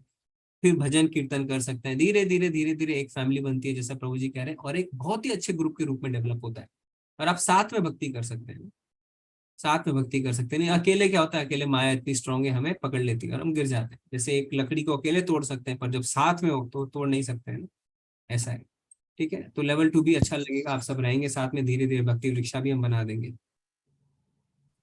ओके ठीक है, तो अभी हम भेज देते हैं उसको लेवल 1। लेवल 1 जो शुरू है वो जून 5 से शुरू है, और उसका जो लिंक है वो है t.ly/गीता। और लेवल 2 जो है वो शुरू, अभी हमने डेट नहीं बताया, पर इसी महीने में शुरू करेंगे, और उसका लिंक जो है वो डाल देते हैं। ओके प्रभु जी, हम और क्वेश्चन ले सकते हैं जी। हरे कृष्णा नेहा माता जी। हरे कृष्णा प्रभु जी, दंडवत प्रणाम। दंडवत प्रणाम माता जी। प्रभु जी, प्रभुपाद ये बोले हैं कि अगर कोई मुसलमान को भक्त बना देगा तो प्रभुपाद खुद लेने आएंगे। ऐसा बोले? ये अमोघ लीला प्रभु जी के लेक्चर में सुने थे। तो हो सकता है बोले हो, क्योंकि प्रभुपाद जी ने इतना लेक्चर दिया, इतना कुछ बोला है उसके लिए। अगर अमोघ लीला प्रभु ने कहा है तो जरूर कहा है प्रभुपाद जी ने, मैंने डायरेक्टली नहीं सुना है, पर हाँ बोले होंगे। तो इसमें प्रश्न क्या है आपका? प्रभु जी, प्रश्न ये है कि एक मुसलमान है जो भगवत गीता मतलब पढ़ती है, मतलब मेरी स्टूडेंट है जी जी। कॉलेज जाते हैं, तो मतलब एक भगवत गीता लेके जाते हैं कि किसी को डिस्ट्रीब्यूट करने के लिए। जी जी जी। वो लेके पढ़ती है हमसे, तो उसको हम कैसे भक्ति में लाए? हाँ तो उनको क्लास से जोड़ दीजिए। अभी लेवल 2 में जिस बैच में सुमित प्रभु है ना जी, उस बैच में भी हैं 2-3 जन, और वो अच्छे से भक्ति कर रहे हैं। भगवत और गीता की पता नहीं जुड़े कि ना हो। हाँ तो कोई बात नहीं, आपको फोर्स नहीं करना है। देखिए उनकी अगर इच्छा है, आप उनको इन्फॉर्मेशन दे दीजिए कि ऐसे ऐसे क्लासें होती हैं, आप ज्वाइन कर सकते हैं। भगवत गीता की किताब आपने दे रखी है, उनको कुछ व्हाट्सएप पे लिंक दे दीजिए, यूट्यूब पे लिंक्स दे दीजिए प्रभुपाद जी के लेक्चर के। फोर्स मत करिए ज्यादा, ठीक है, अपनी इच्छा से करने दीजिए। अब सुमित प्रभु है जो जिस बैच में है, उसमें 2 व्यक्ति हैं, अपनी इच्छा से कर रहे हैं, व्रत करते हैं जन्माष्टमी का। घर में भोग कैसे लगाते हैं? मोबाइल में भगवान की फोटो के आगे भोग लगाते हैं, अपने घर वालों को भी खिलाते हैं प्रसाद। धीरे धीरे उनके घर वालों ने एग्री किया कि ठीक है आप चिकन मत खाइए, फिर एग्री किया आप अंडा मत खाइए। घर वाले भी अब धीरे धीरे चेंज हो रहे हैं। धीरे धीरे भगवान की कृपा होने से ग्रेजुअली ऐसा होता है। ठीक है, तो हम भी, और वो अपने नाम से ज्वाइन करते हैं, ऐसा नहीं कि नाम को चेंज कर रहे हैं, कुछ कर रहे हैं। तो ये भगवान की कृपा है, ऐसा होता है। तो नेचुरल कोर्स में होने दीजिए, ज्यादा आपको कि मिशन बनाने की आवश्यकता नहीं है उसको। ठीक है प्रभु जी, एक और है, जैसे मेरी मम्मी 2 साल से मतलब ओनियन गार्लिक ये सब नहीं खाती है, मतलब वो माला नहीं करती है, सबसे बड़ी प्रॉब्लम। आप कितना माला करते हैं? जी 16 आप कर रहे हैं, ठीक है। जी। तो माला बिल्कुल नहीं कर रही है? नहीं, लेकिन प्याज लहसुन कुछ नहीं खाती है और भोग भी लगाती है, बस माला करती है। तो वो क्या किसी सकाम भक्ति में लगी हुई है, देवी देवताओं की पूजा में लगी हुई है? नहीं है, मानती है लेकिन फिर भी नहीं करती। मतलब भैया है ना जो उस सन्यासी के मतलब बनने के लिए है, तो थोड़ा वो भी गुस्सा। गुस्सा में, हाँ हाँ। तो यही होता है, क्या होता है, आपके भैया दिल्ली से जुड़े हैं बता रहे थे ना? जी, दिल्ली द्वारका में। दिल्ली द्वारका से जुड़े हैं, हाँ। तो वो हो जाता है, इसलिए भगवान कहते हैं कि ज्यादा फोर्स मत करो। फोर्स करने से क्या होता है, उल्टा रिएक्शन हो जाता है। तो आप अपनी मम्मी को ज्यादा फोर्स मत करिए, क्योंकि उनका इच्छा रहती होगी, पर क्योंकि उन्होंने गुस्सा प्रकट कर दिया है, अब उस पोजीशन पे मेंटेन रहना है। नहीं तो वो हो सकता है मन से स्वीकार कर लिया हो कि बेटा सन्यासी बनेगा, पर समाज का जो प्रेशर है, परिवार का जो प्रेशर है, उसके लिए वो गुस्सा है ना। अपने लिए ज्यादा सोच रहे हैं, लोग क्या कहेंगे इसका बेटा सन्यासी बन गया, ऐसा। तो इसके कारण वो भक्ति नहीं कर रहे हैं। ग्रेजुअली करेंगे, धीरे धीरे, ज्यादा फोर्स करने की आवश्यकता नहीं है। ऐसा होता है, उल्टा हो जाता है कभी कभी, क्योंकि वो एक ऐसी भावना आ जाती है ना, मेरे बेटे को इस्कॉन वालों ने चुरा लिया मेरे बेटे को सन्यासी बना दिया, ऐसा करके तो उनको धीरे धीरे चीजें समझ में आएंगी कि जो हुआ वो इतना उद्धार का हुआ है। क्योंकि अगर कोई परिवार में भक्ति करता है ना, तो 14 कहते हैं 14 पीढ़ियों तक उद्धार हो जाते हैं। तो माता जी का भी उद्धार हो गया है। आप उनको बताइए कि ऑलरेडी वो बिना भगवान का नाम जप किए उनका टिकट मिल गई है उनको भगवत धाम की, क्योंकि उनके खुद के पुत्र सन्यासी बनने के लिए आगे बढ़ रहे हैं। जी प्रभु जी, एक और था, जैसे हम बुक हरे कृष्णा टीवी से मंगाए हैं, ऑफर में था, तो मेरे पास डिस्ट्रीब्यूट करने के लिए कहीं से बुक नहीं था, तो हम उसी से मंगाए हैं, लेकिन उसमें लिखा है नॉट फॉर सेल। मतलब बिकेगा नहीं ये, हाँ तो प्रॉब्लम उसमें आती है। और दूसरा मतलब ऑफर में मंगाए हैं, कम है रेट उसका, लेकिन 250 में हम उसको देते हैं सबको। तो जो मतलब बचेगा उसको हम डिस्ट्रीब्यूट कर देंगे, तो क्या गलत नहीं ना है इसमें कुछ? नहीं, गलत कुछ नहीं है। और अगर आपसे कोई प्रश्न पूछता है तो आप बोल सकते हैं कि मैंने मंदिर से मंगाया, मंदिर में वो ऑफर प्राइस में ऐसा आता है, इसलिए उसमें कोई वो वाली बात नहीं है, कर सकते हैं जी। ठीक तो है। अभी आपके जो भाई हैं वो ब्रह्मचारी बन रहे हैं कि सन्यासी बन रहे हैं? ये तो अभी दीक्षा लिए हैं, 2-3 साल हुआ है, मतलब हाँ 10 अच्छा, तो थे। ब्रह्मचारी बनेंगे। अभी सफेद ही पहनते हैं कि गेरुआ पहनते हैं? ये सफेद ही अभी पहनते हैं। क्या नाम है उनका माता जी? वीर चैतन्य प्रभु। दीप चैतन्य, ओके। वीर चैतन्य प्रभु। जी जी जी, बहुत ही अच्छा है माता जी, आप बहुत तकदीर वाले हैं। जी जी जी जी, ठीक है माता जी, धन्यवाद। ठीक है। हरे कृष्णा प्रभु जी, दंडवत प्रणाम। धन्यवाद, प्रणाम, हरे कृष्णा। ओके प्रभु जी, आपके पास कोई प्रश्न है? नहीं है प्रभु जी। ठीक है, तो आज हम चलते हैं फिर। आप सबका बहुत बहुत धन्यवाद, सारे चैट के प्रश्न हो गए। तो आशा करते हैं आप सब ने 18 दिनों के कोर्स में जरूर ऐसी शिक्षा ग्रहण करी कि आप इसे आगे चला सके। और हमें एक बात तो समझ में आ गई है, क्या? हरेर नाम हरे नामे केवलम कलो नास्तवे नास्तवे नास्तवे गतिरन्यथा। हरि का नाम, हरि का नाम, हरि का नाम, कलयुग के कल्मशों को नाश करने का और कोई उपाय नहीं है, और कोई उपाय नहीं है, और कोई उपाय नहीं है। तो क्लास को बंद करें उससे पहले हम सब मिलके एक बार हरि का नाम ले सकते हैं। अगर पॉसिबल हो तो आप अपना सब वीडियो भी ऑन कर सकते हैं। हरे कृष्णा हरे कृष्णा कृष्णा कृष्णा हरे कृष्णा हरे हरे राम हरे राम राम राम हरे हरे कृष्णा हरे कृष्णा हरे कृष्णा कृष्णा कृष्णा हरे हरे